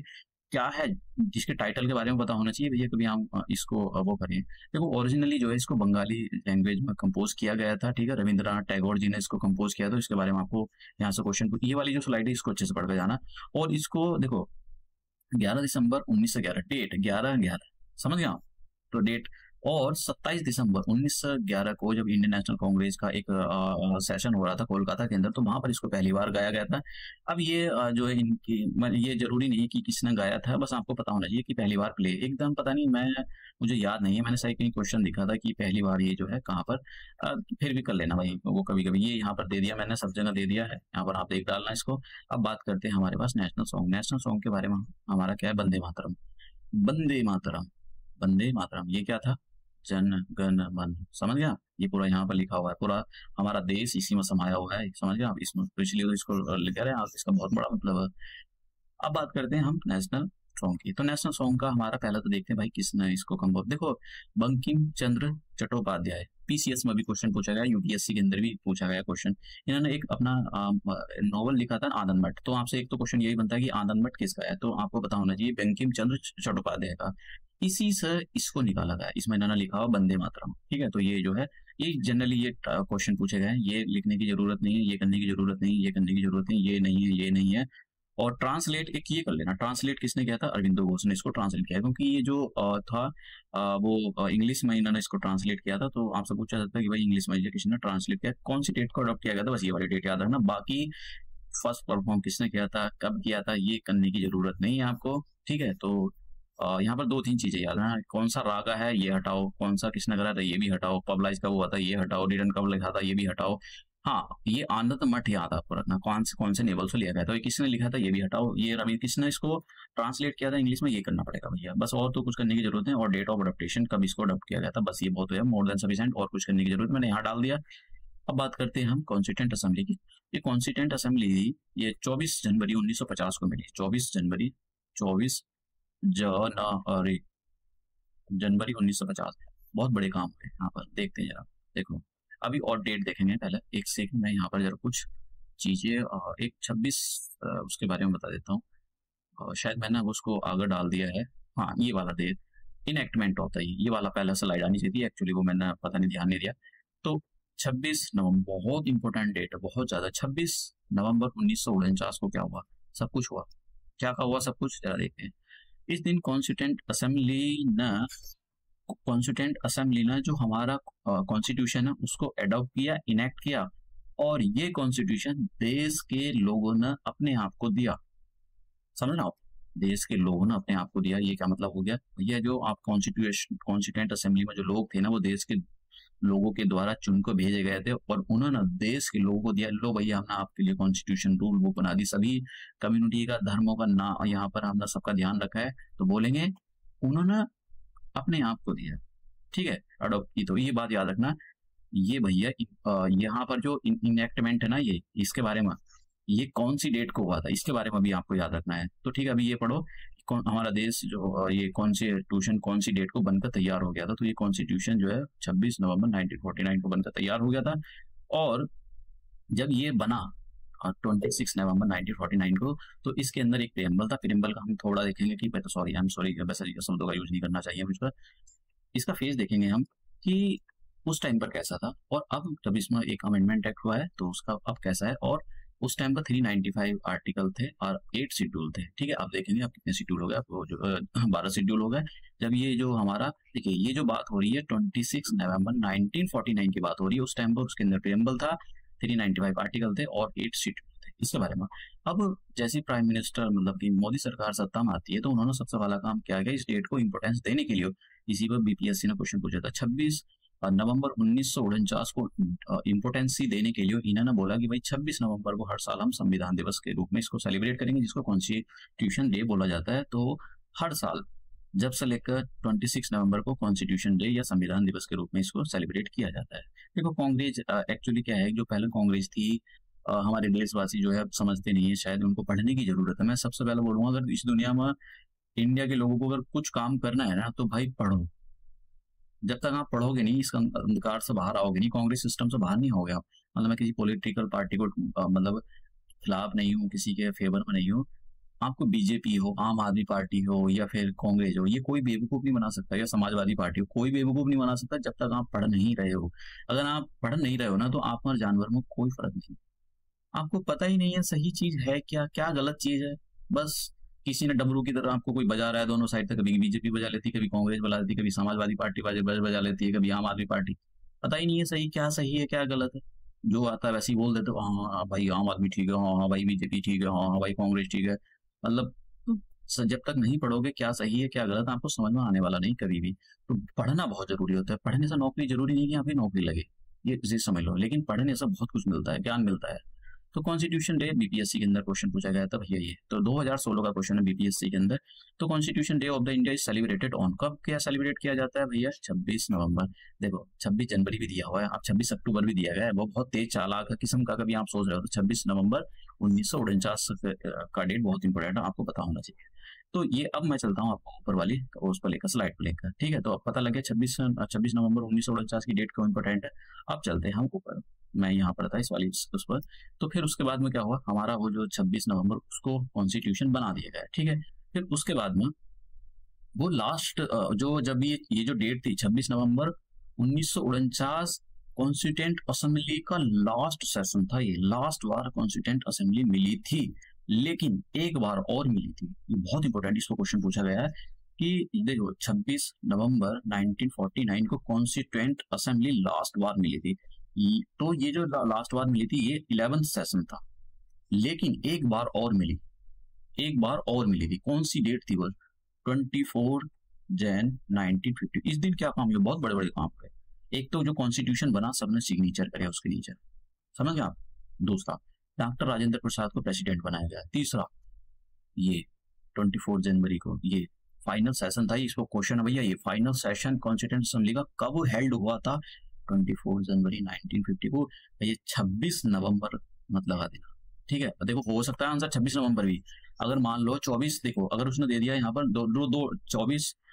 24 जनवरी 1950 को दे दी डेट, तो इस पर आंसर लगाना। लेकिन अगर ये डेट नहीं दे रखी और आपको डेट दे रखी है 26 नवंबर 1949, तब ये लगाना। अगर दोनों डेट दे रखी है तब आपको 24 जनवरी 1950 लगाना पड़ेगा, समझ गए आप। तो ये बहुत इंपॉर्टेंट डेट है, तो कंफ्यूज नहीं होना। 11 टोटल कितने टाइम लगा टोटल इसको भैया, 2 साल 11 मंथ। और जो कॉन्स्टिट्यूएंट असेंबली ने जो अपना जो कॉन्स्टिट्यूशन बनाया है, हाँ एक अभी ड्राफ्टिंग कमेटी के बारे में हम पढ़ेंगे भैया, उसके बारे में काफी इंपॉर्टेंट है, आने वाला है। मतलब धीरे धीरे सारी चीजें कंप्लीट करेंगे। 2 साल जो ये ड्राफ्टिंग कमेटी थी, इसको कॉन्स्टिट्यूशन बनाने में 2 साल 11 मंथ 18 दिन लगे। क्वेश्चन पूछा गया इस पर, ठीक है। टोटल 11 सेशन हुए थे और 11 सेशन लास्ट सेशन था, जो कि 26 नवंबर 1949 को हुआ था, लेकिन कॉन्स्टिट्यूएंट असेंबली एक बार और मिली थी 24 जनवरी 1950 को मिली थी। समझ गए आप? इसी दिन क्या हुआ था, इस दिन बहुत सारे काम हुए थे। डॉक्टर राजेंद्र प्रसाद को प्रेसिडेंट ऑफ द इंडिया बनाया गया था और कॉन्स्टिट्यूशन के नीचे साइन किए गए थे। ठीक है, ये बहुत डेट इंपॉर्टेंट है।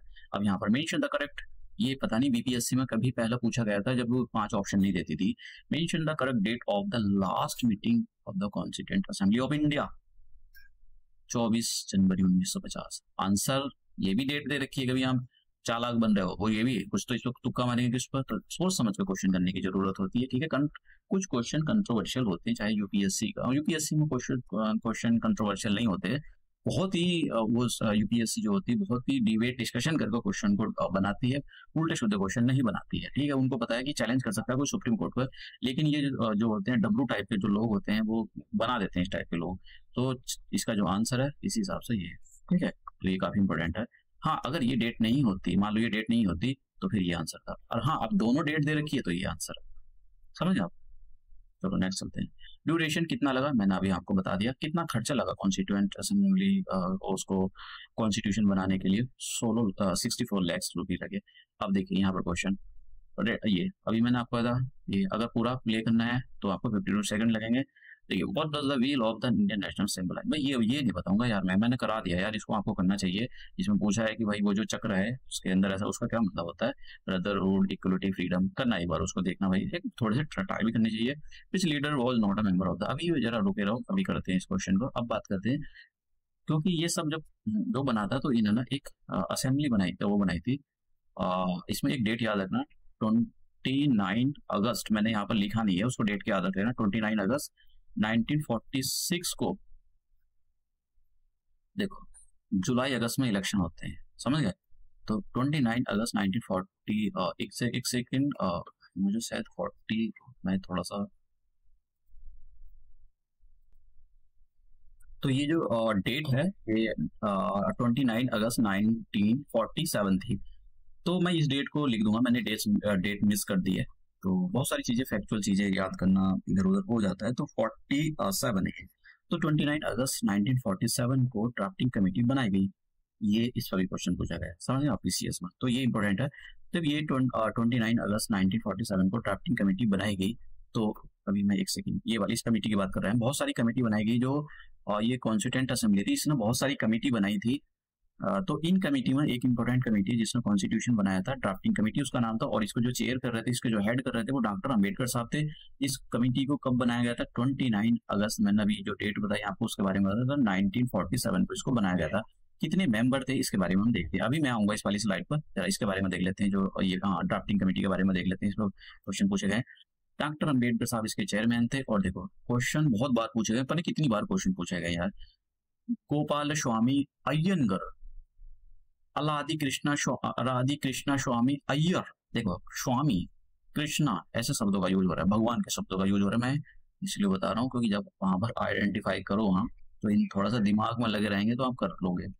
गोपाल स्वामी, कृष्ण स्वामी, ठीक है, टी कृष्ण नामाचारी, तो 3 तो ये हो गए। और के एम मुंशी प्रेमचंद का नाम सुना है आपने, उनके आपने नोवेल पढ़े होंगे तो थोड़ा सा याद रह जाए। एक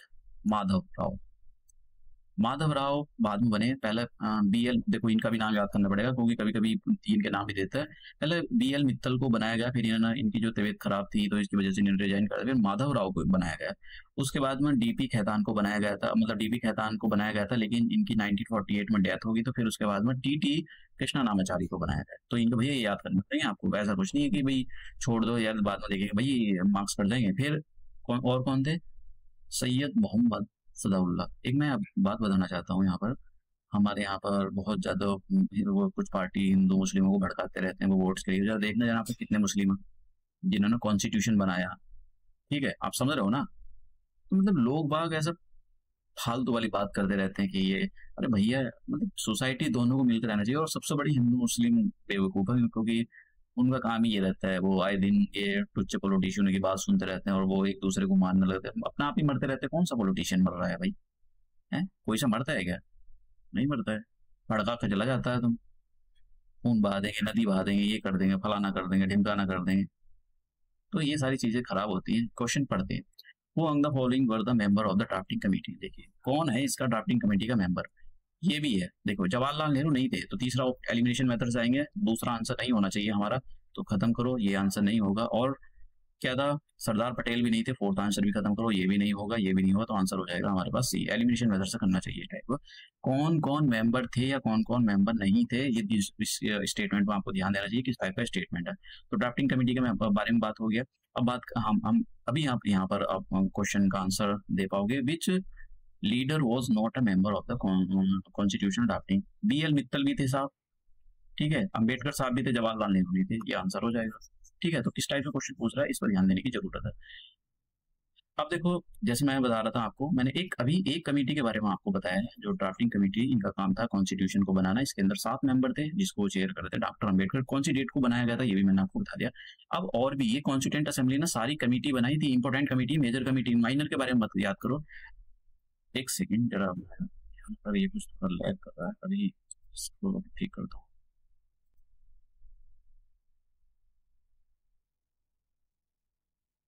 अब देखिए ठीक है, तो ये जो कॉन्स्टिट्यूएंट असेंबली थी इसने बहुत सारी मेजर कमेटी बनाई थी, माइनर भी बनाई गई थी। तो एक थी यूनियन, शब्दों पर ध्यान देना यहाँ पर, union power committee, union constitutional. तो यूनियन को कौन कंट्रोल कर रहा था, जो उस टाइम फेमस होगा, और फेमस कौन था, पंडित जवाहरलाल, समझ रहे हो।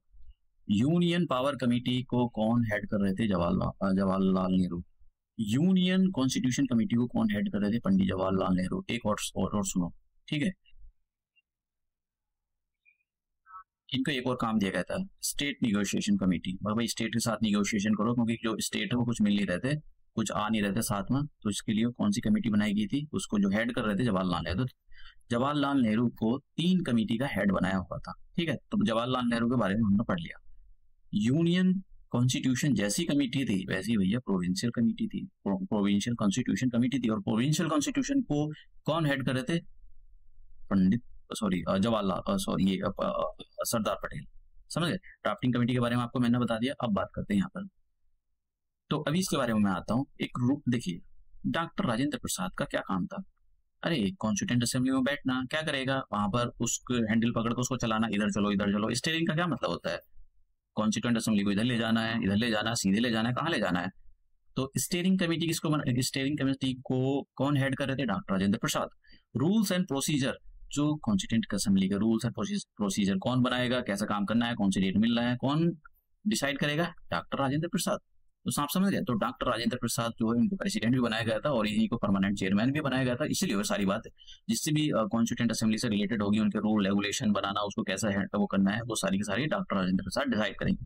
तो 2 रूल्स ऑफ प्रोसीजर कमेटी के जो अध्यक्ष थे वो डॉक्टर राजेंद्र प्रसाद थे, और स्टीयरिंग कमेटी के जो अध्यक्ष थे डॉक्टर राजेंद्र प्रसाद थे।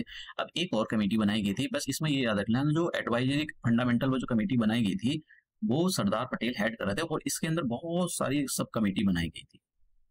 तो ये याद करने की जरूरत नहीं है, जैसे कि माइनॉरिटी सब कमेटी हो गई, माइनॉरिटी और नॉर्थ ईस्ट, तो ये याद करने की जरूरत नहीं, बस आप ये याद कर लेना, एक चीज याद कर लेना, जो फंडामेंटल थी, मतलब फंडामेंटल राइट के अंदर सब कमेटी बनाई गई थी, फंडामेंटल के अंदर तो JB कृपालनी वाला अगर हो सके तो ठीक है, अदरवाइज हम ये देख लें कि फंडामेंटल राइट कमेटी को कौन हेड कर रहे थे, उसका था सरदार पटेल।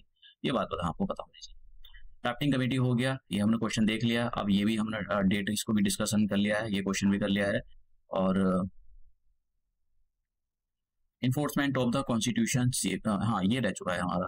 एक सेकेंड, कुछ फिर गड़बड़ हो रही है, कुछ रह चुका रहा तो नहीं पीछे, ठीक है हो गया, सब कुछ हो रहा है पीछे से, कुछ भी नहीं छोड़ा मैंने, सारी चीजों को मैं करता चल रहा हूँ। अब इनएक्टमेंट भी हो गया, ये क्वेश्चन भी हमने कर लिया है, और इन्फोर्समेंट भी हो गया है। अब जरा यहाँ पर थोड़ा सा इसके बारे में देख लेते हैं, इसमें कुछ चीजें रह रही थी, जैसे कि इस पर भी क्वेश्चन पूछा गया है। एक सेकेंड, कुछ गड़बड़ कर रहा है सिस्टम,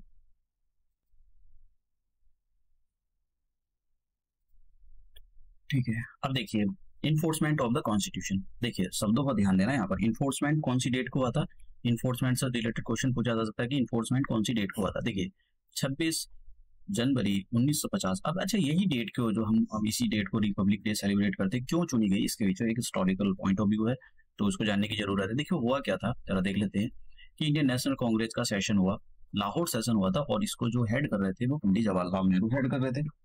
अब ये जो पंडित जवाहरलाल नेहरू ने ये एक लाहौर, इसमें पता होना चाहिए आपको, और पूछा जाए कि ये सेशन कहाँ पर हुआ था, तो आपको बताना होगा कि भैया ये रावी रिवर पर, नाम दे दे तो रावी रिवर पर हुआ था। तो पंडित जवाहरलाल नेहरू ने ये जो है इस डेट को 1929 को ये डिसाइड किया था कि जब भी 26 जनवरी आएगी, और 26 जनवरी 1929 के, क्योंकि ये दिसंबर 1929 को हुआ था, तो 26 जनवरी कब की आएगी? 1930 को। तो इस दिन से हम अपना पूर्ण स्वराज का जो डे है इसको सेलिब्रेट करेंगे, और इसी को हम जो है रिपब्लिक डे के रूप में सेलिब्रेट करेंगे। तो ये पूर्ण स्वराज का मतलब यही होता है, रिपब्लिक डे। तो इस दिन जो है इन्होंने एक जो ये कांग्रेस जो थी, कांग्रेस का एक गोल सेट कर दिया था, हम पूर्ण स्वराज को जो है लेकर आएंगे।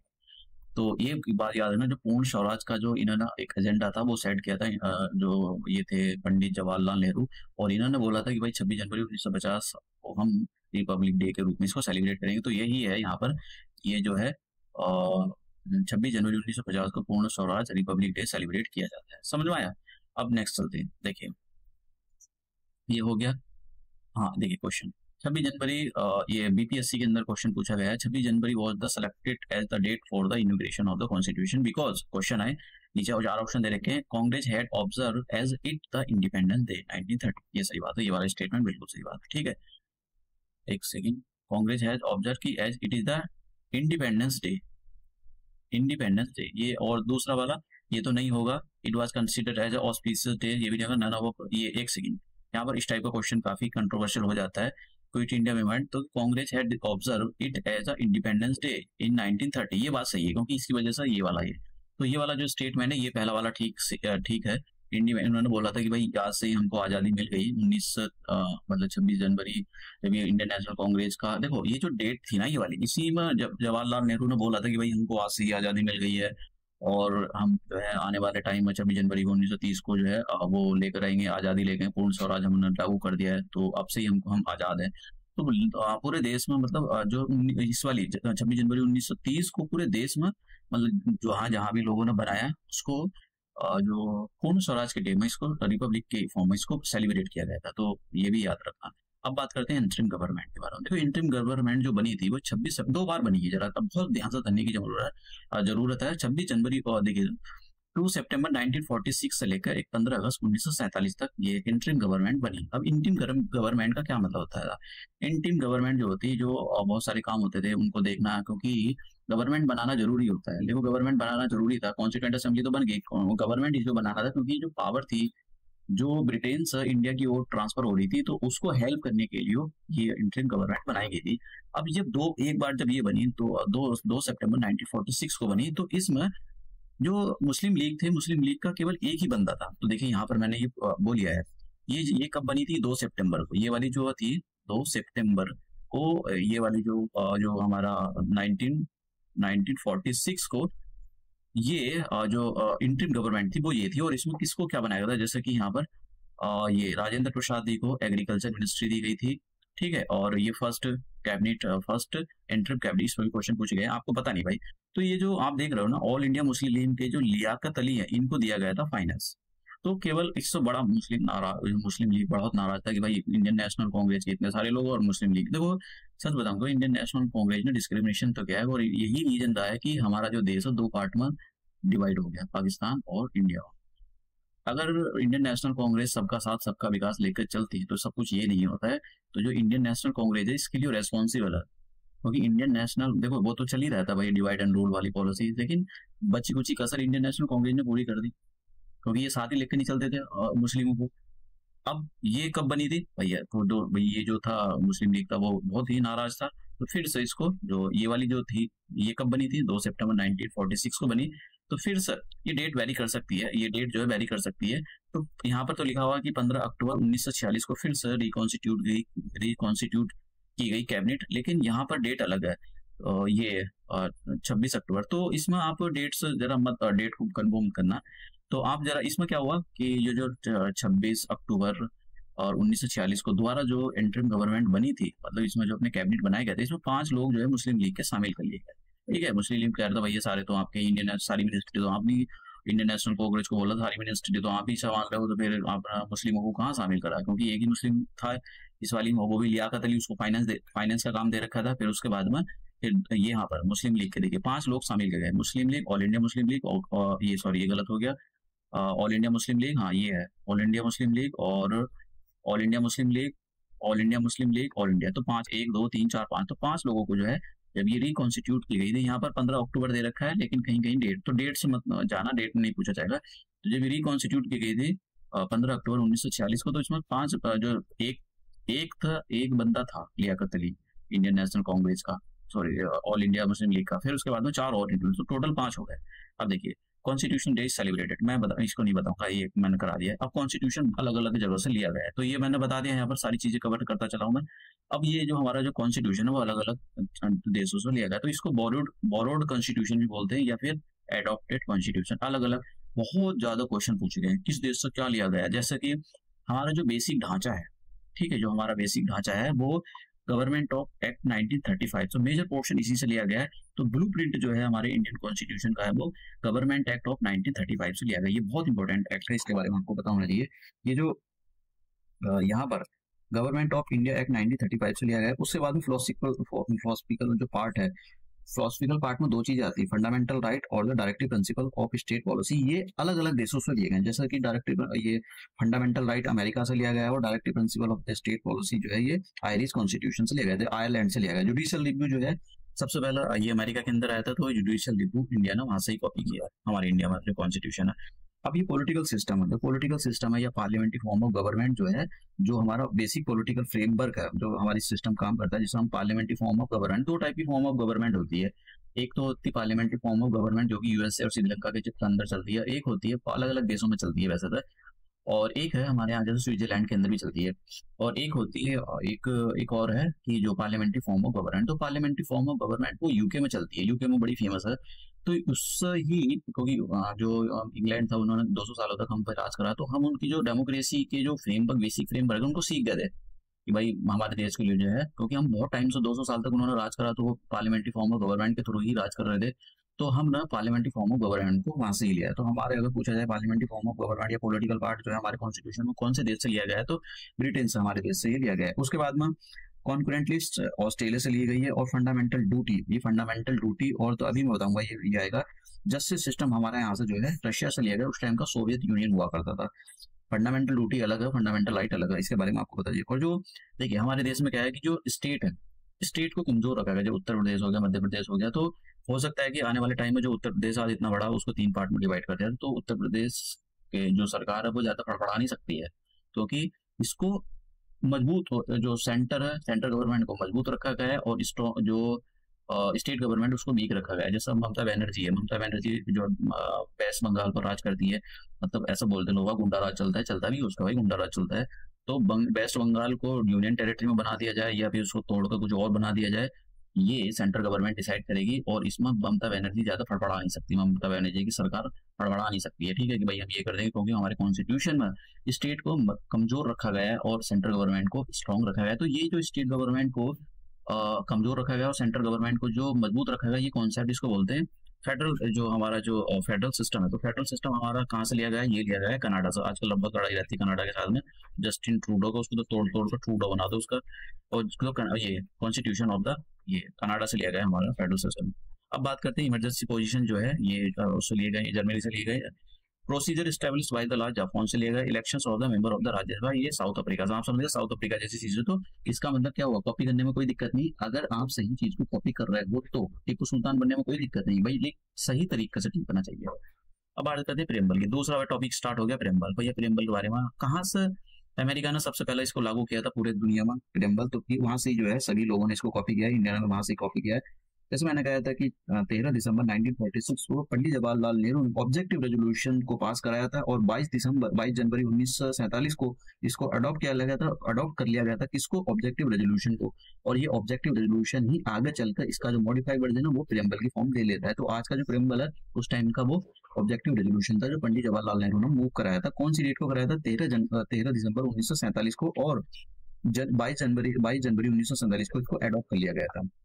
अब हमारे जो कौन से प्रेमबल है, प्रेमबल को हमारे पास सोल ऑफ द कॉन्स्टिट्यूशन भी बोला जाता है। अब यहाँ पर एक बात याद करने की जरूरत है कि डॉक्टर अंबेडकर साहब ने आर्टिकल, जैसे मैं फंडामेंटल ड्यूटी फंडामेंटल राइट पढ़ाऊंगा तो उसके अंदर बताऊंगा कि आर्टिकल 32 को हार्ट एंड सोल बोला, हार्ट एंड सोल बोला है, तो इसके बारे में आपको पता नहीं हार्ट एंड सोल किसके बारे में है, कौन से आर्टिकल के बारे में है, और सोल केवल प्रेम्बल को होता है, तो इसके बारे में आपको पता चाहिए। हमारा जो प्रेम्बल है इसको आप अमेंड कर सकते हो। अभी हम पढ़ेंगे केशवानंद भारती केस पढ़ेंगे कि भाई इसको अमेंड किया जा सकता है या नहीं किया जा सकता है। बेसिक फिलॉसफी का कॉन्सेप्ट जो केशवानंद भारती केस ने दिया, किस अंडर आर्टिकल के अंदर आप इसको कॉन्स्टिट्यूट जो प्रेम्बल है उसको अमेंड कर सकते हो, ये सारी चीजें अभी हम कमिंग वाली स्लाइड में देखेंगे। कि नॉन जस्टिसेबल है प्रेम्बल। नॉन जस्टिसेबल का मतलब क्या होता है? नॉन जस्टिसेबल का मतलब ये होता है इसमें जो प्रोविजन है उनको लेकर कोई भी बंदा सुप्रीम कोर्ट नहीं जा सकता, सुप्रीम कोर्ट के सामने खड़ा नहीं हो सकता कि साहब देखो ये जो है सरकार ये जो है इस इन जो प्रोविजन को इम्प्लीमेंट नहीं कर रही है, तो ये नॉन जस्टिसेबल, आप इसको कोर्ट में नहीं खींच सकते हो। समझ में आया? तो non justiciable the provisions can not be enforce in the court. ठीक है, तो ये कोर्ट में नहीं कह सकता है। जो बेसिक फिलॉसफी दी गई थी ये अभी इसके बारे में हम पढ़ेंगे। जो हमारा जो कॉन्स्टिट्यूशन है, कॉन्स्टिट्यूशन का जो प्रेम्बल है, प्रेम्बल होता क्या है? देखो जब आप कोई बुक पढ़ते हो तो उसके सामने फ्रंट पर, यहाँ पर मतलब फ्रंट पर तो नहीं होगा, 2-3 पेज छोड़ कर हो सकता है, तो वहाँ पर उस बुक के अंदर क्या है, बेसिक थीम लिखी हुई थी भाई इस बुक के अंदर इसमें बात करी गई है, इसमें बात करी गई इसके बारे में। लेकिन पूरी बुक का जो एक थीम होती है, समराइज जो होता है, वो उसी पेपर पर लिखा हुआ होता है भाई इसमें बात की गई है। तो ये क्या होता है? ये एक टाइप का शॉर्ट नोट्स होता है, समरी होती है, प्रीफेस बोलते हैं इसको। तो ये किसी भी बुक के सामने लिखा होता है। ये जरूरी नहीं कि हर एक कॉन्स्टिट्यूशन जो लिखा गया है उसके अंदर ये प्रेम्बल हो, ये अपनी मर्जी होती है। आप लिखो, आप इसको रख भी सकते हो, नहीं भी रख सकते हो। इसको अलग अलग राइटरों ने, के मुंशी ने जो प्रेम्बल को बोला पॉलिटिकल हॉरोस्कोप, और सुभाष कश्यप ने ये बोला था कि जो कॉन्स्टिट्यूशन है वो तो बॉडी है लेकिन प्रेम्बल उसकी आत्मा है। फिर उन्होंने 2-3 स्टेटमेंट बोले थे कि अगर आपको मेंस के अंदर लिखना है तो आपको सुभाष कश्यप की बुक पढ़नी चाहिए, और ये जो स्टेटमेंट है प्रेम्बल के बारे में लिखना है, कॉन्स्टिट्यूशन को इंपोर्टेंसी देनी है, तो आपको इन सारी चीजों के बारे में पढ़ना चाहिए। समझिए, बहुत इंपॉर्टेंट है। और जब ये प्रेम्बल के बारे में लिखना चाहिए तो प्रेम्बल जो है एक, अगर प्रेम्बल एक बिल्डिंग है तो जो ये सॉरी कॉन्स्टिट्यूशन एक बिल्डिंग है तो प्रेम्बल क्या है? एक फाउंडेशन स्टोन है। जैसा एक एक ईंट लगाकर आप पूरी बिल्डिंग बनाती हो, तो जो एक एक ईंट है वो प्रेम्बल है, और जो पूरी बिल्डिंग खड़ा कर दी वो आपका कॉन्स्टिट्यूशन है। अम्बेडकर साहब ने कॉन्स्टिट्यूशन के बारे में, constitution is a pious paper है, तो इस टाइप से आपसे question, constitution is a pious paper किसने बोला था? अम्बेडकर साहब ने। Preamble refer to the introduction, किसी का इंट्रोडक्शन या प्रीफेस होता है। प्रेम्बल कंटेन, प्रेम्बल में जो एसेंस हमारा जो मेन थीम है वो दे रखी है। और यहाँ पर N.A. पालकीवाड़े ने ये बोला था, जरूरी नहीं है कि ये आए सभी आइडेंटिटी कार्ड वाला, तो लेकिन फिर भी भैया वो पता नहीं वो बाल की खालों से क्वेश्चन दे देते हैं, लेकिन मेरा जितना काम था मैंने दे दिया। अब यहाँ पर जरा प्रेम्बल के बारे में पढ़ लेते हैं। ये अब थोड़ा सा इसे अभी क्वेश्चन आप कर सकते हो। प्रेम्बल के बारे में थोड़ी सी चीजें दे रखी है, मैं जरा आपको प्रेम्बल पे ले चलता हूँ और उसके बारे में बहुत सारी चीजें आपको क्लियर करा देता हूँ। तो इससे पहले आपको रुकना पड़ेगा क्योंकि ये फिर से लैग करने लग गया है। तो ये हमारे, मैंने यहाँ पर प्रेम्बल की कॉपी ली है। देखिए बहुत ध्यान से सुनने की जरूरत है। ये हमारा जब देश ने कॉन्स्टिट्यूशन लिखा था, ओरिजिनल कॉन्स्टिट्यूशन का प्रेम्बल, ये मॉडिफाइड है। हमारा जो प्रेम्बल है उसमें केवल एक ही बार संशोधन किया गया है, एक ही बार उसको जो अमेंडमेंट किया गया है उसका 42nd कॉन्स्टिट्यूशनल अमेंडमेंट, एक बार उसमें 3 शब्द डाले गए थे। एक तो सोशलिस्ट, सेकुलर और इंटीग्रिटी। इसमें कहीं यहाँ पर इंटीग्रिटी शब्द आ रहा होगा, ये वाला 3 शब्द 42nd कॉन्स्टिट्यूशनल अमेंडमेंट एक्ट हुआ था 1976 के अंदर, ये 3 शब्द डाले गए हैं। जब ये 3 शब्द नहीं डाले गए थे तो जो प्रेम्बल हमारा वो ऐसा पढ़ा जाता है। देखो बहुत इंपॉर्टेंट क्वेश्चन है, सीक्वेंस पूछा जाता था, इसलिए मैं सीधा आपको यहाँ लाया हूँ। देखो ऐसा पढ़ा था, सीक्वेंस से याद करने की जरूरत है। सोवरन, डेमोक्रेटिक, रिपब्लिक, इस टाइप से उसको रीड किया जाता है। अब हमारे यहाँ पर जस्टिस सिस्टम है, देखो अभी जरा बहुत अच्छे से समझ लो। सोवरन, डेमोक्रेटिक, रिपब्लिक, जब ओरिजिनल कॉन्स्टिट्यूशन था जो 26 नवंबर 1949 को लागू किया, उसको अडॉप्ट किया गया था, तब उसको ये था प्रेम्बल हमारा। और जस्टिस, किस टाइप का जस्टिस होना चाहिए? Social, economic, political justice. कितने टाइप के जस्टिस के बारे में बात कर गई है? वो 3 टाइप के जस्टिस के बारे में बात करी गई है। ठीक है, तो इसके बारे में आपको पता होना चाहिए। लिबर्टी ऑफ द थॉट, ये सब आपको पता होना चाहिए। एक्सप्रेशन, बिलीफ, फेयर, ऐसा क्वेश्चन आया था किस टाइप की लिबर्टी के बारे में बात करी गई हमारे क्वेश्चन। 4-5 स्टेटमेंट हो गए, विच ऑफ द फॉलोइंग सही है, नहीं है, गलत है, दुनिया भर की ऑप्शन चीजें देते हैं। इक्वलिटी, किस टाइप की इक्वलिटी के बारे में बात करिए? स्टेट, भाई ये तो आपको रट्टा मारना पड़ेगा, ये वाला। ठीक है, ये तो ये आज का है, ये पहला था, तो इसमें 3 शब्द और डाल दो। कौन कौन से? एक तो सोशलिस्ट, सेकुलर और इंटीग्रिटी, तो ये बन जाएगा।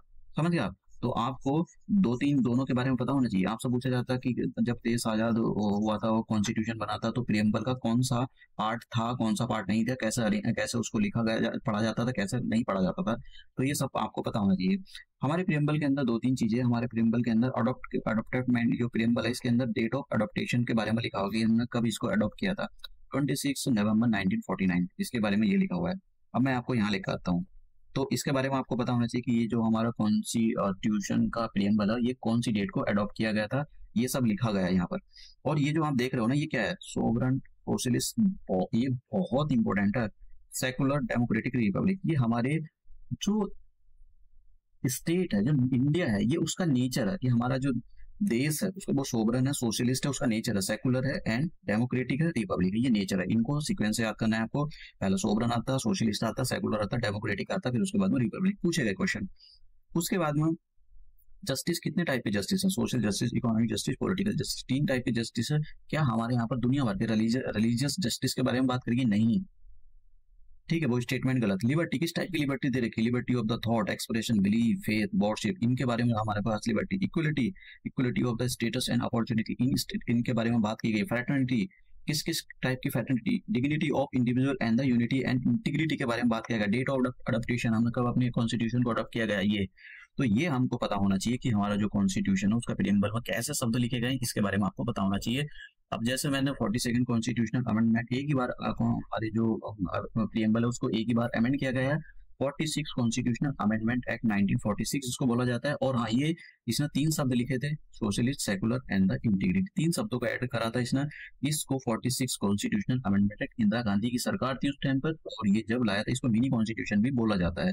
यहाँ पर एक जो शब्द है जरा उसके बारे में बता देता हूँ, ये सेकुलर। सेकुलर का मतलब ये होता है कि इंडिया एज ए एंटिटी, उसका कोई धर्म नहीं है, इंडिया में रहने वाले लोगों का धर्म है, इंडिया का कोई धर्म नहीं है। प्राइम मिनिस्टर का धर्म हो सकता है, प्राइम मिनिस्टर मुस्लिम हो सकता है, हिंदू हो सकता है, सिख हो सकता है, कुछ भी हो सकता है, लेकिन इंडिया का कोई धर्म नहीं है। इंडिया एक सेकुलर कंट्री, इसका मतलब ये होता है इंडिया एज ए एंटिटी, उसका कोई धर्म नहीं। इंडिया ना तो हिंदू है, ना मुस्लिम है, ना सिख है, ना कुछ नहीं है, न्यूट्रल है, सभी धर्मों को लेकर, सभी धर्मों के लोगों को लेकर एक साथ चलता है। तो इसलिए इस पर क्वेश्चन पूछा गया सेकुलरिज्म का क्या मतलब होता है, ये समझ गए आप। इसलिए मैं यहाँ पर ज्यादा जोर दे रहा हूँ, मैं जिस भी स्टेटमेंट पे ज्यादा जोर दे रहा हूँ, मतलब ये ऐसा है ना, आप पिछले साल के चाहे बीपीएससी, यूपीएससी, फलाना पैसी सब के कर डालोगे यहाँ क्वेश्चन, ठीक है। नो रिलीजन, इंडिया का कोई रिलीजन नहीं है, ठीक है। सभी इंडिया जो है सभी धर्मों को एक तरह, एक समान तरीके से ट्रीट करता है।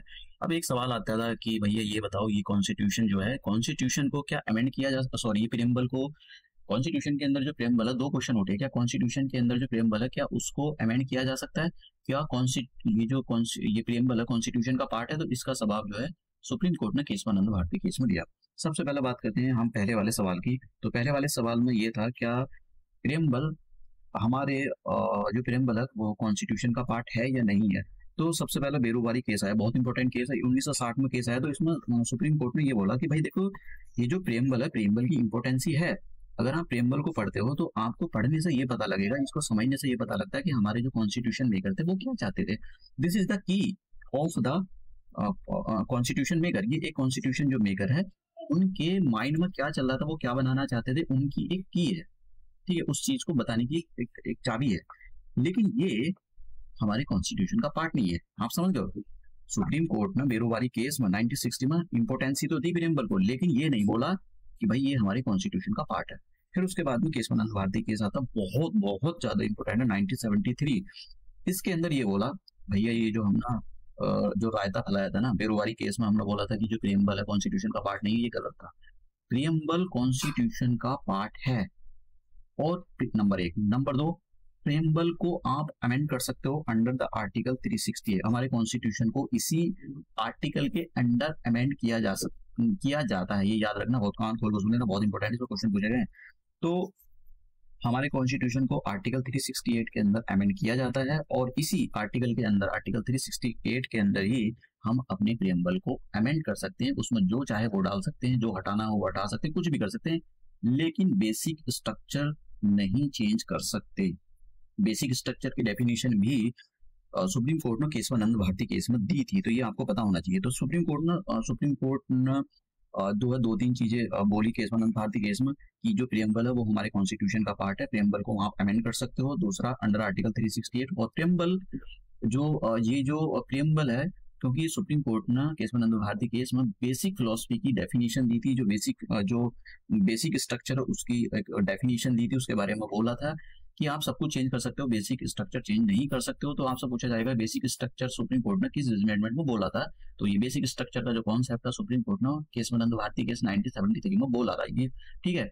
तो हम अपने जो प्रियम्बल उसको अमेंड कर सकते हैं, अपने प्रियम्बल को अंडर आर्टिकल 368 के अंदर अमेंड कर सकते हैं, और वो हमारी कॉन्स्टिट्यूशन का पार्ट है। समझ में आया। अब फिर LIC केस है 1995 के अंदर, तो इसके अंदर सुप्रीम कोर्ट ने शब्द का यूज किया, integral part of the preamble is the integral part of the Indian constitution.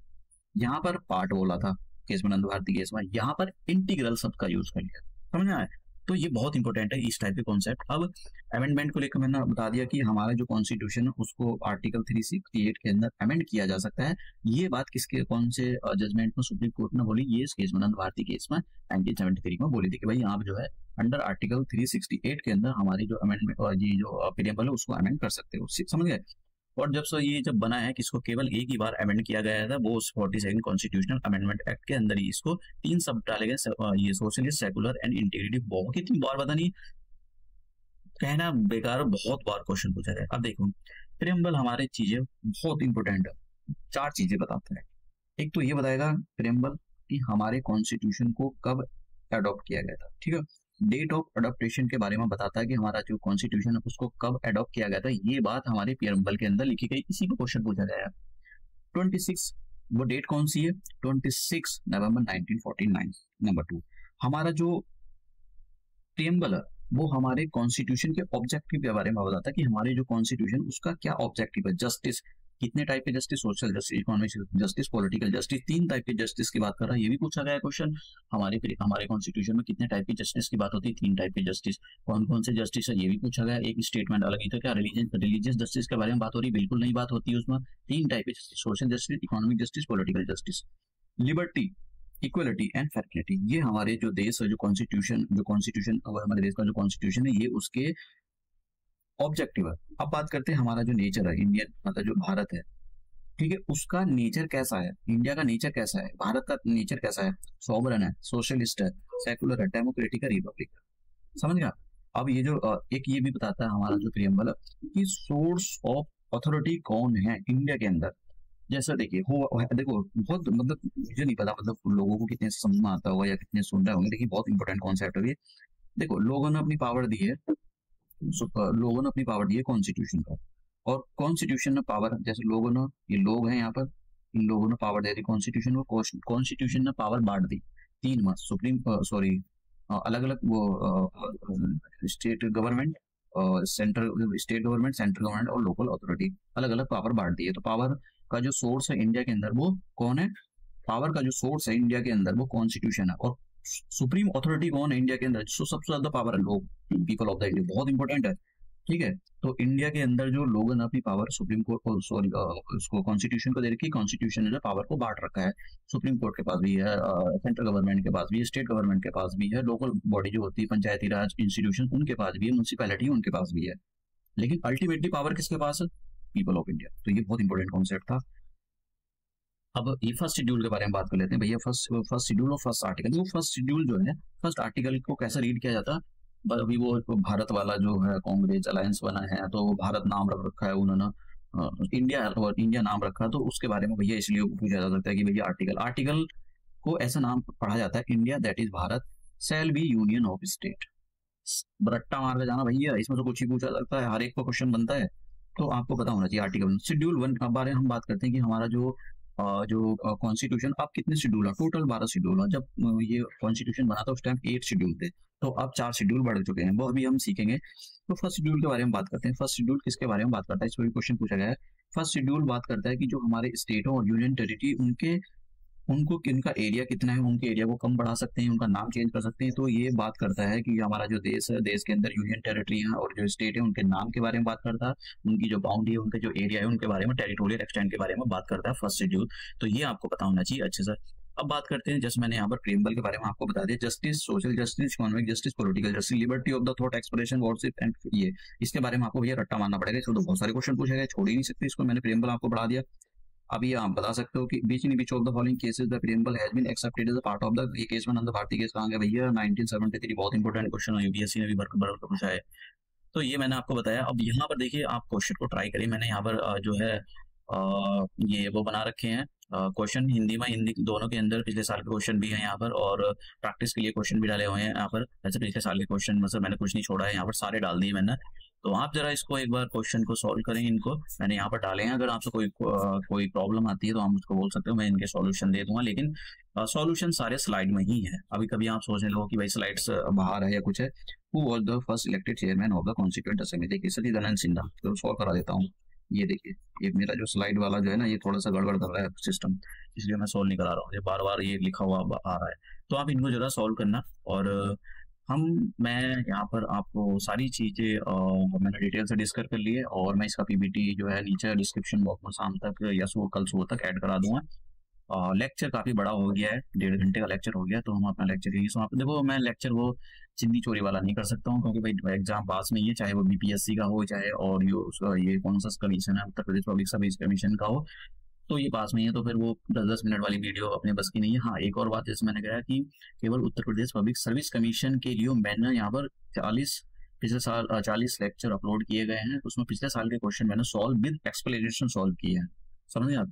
तो मैं और भी अपलोड करूंगा उस पर, और आगे कंटिन्यू करूंगा उसको। तो आप वहाँ पर जाकर करंट अफेयर मैंने डाली हुई है, ज्योग्राफी के मैंने पेपर डाले, वो डाले हुए हैं, लेक्चर डाले हुए हैं। अभी पीपीटी नीचे डिस्क्रिप्शन बॉक्स में ऐड करा दी है। तो हम ये अपना लेक्चर यहीं समाप्त करते हैं और मिलते हैं अपने नए लेक्चर में।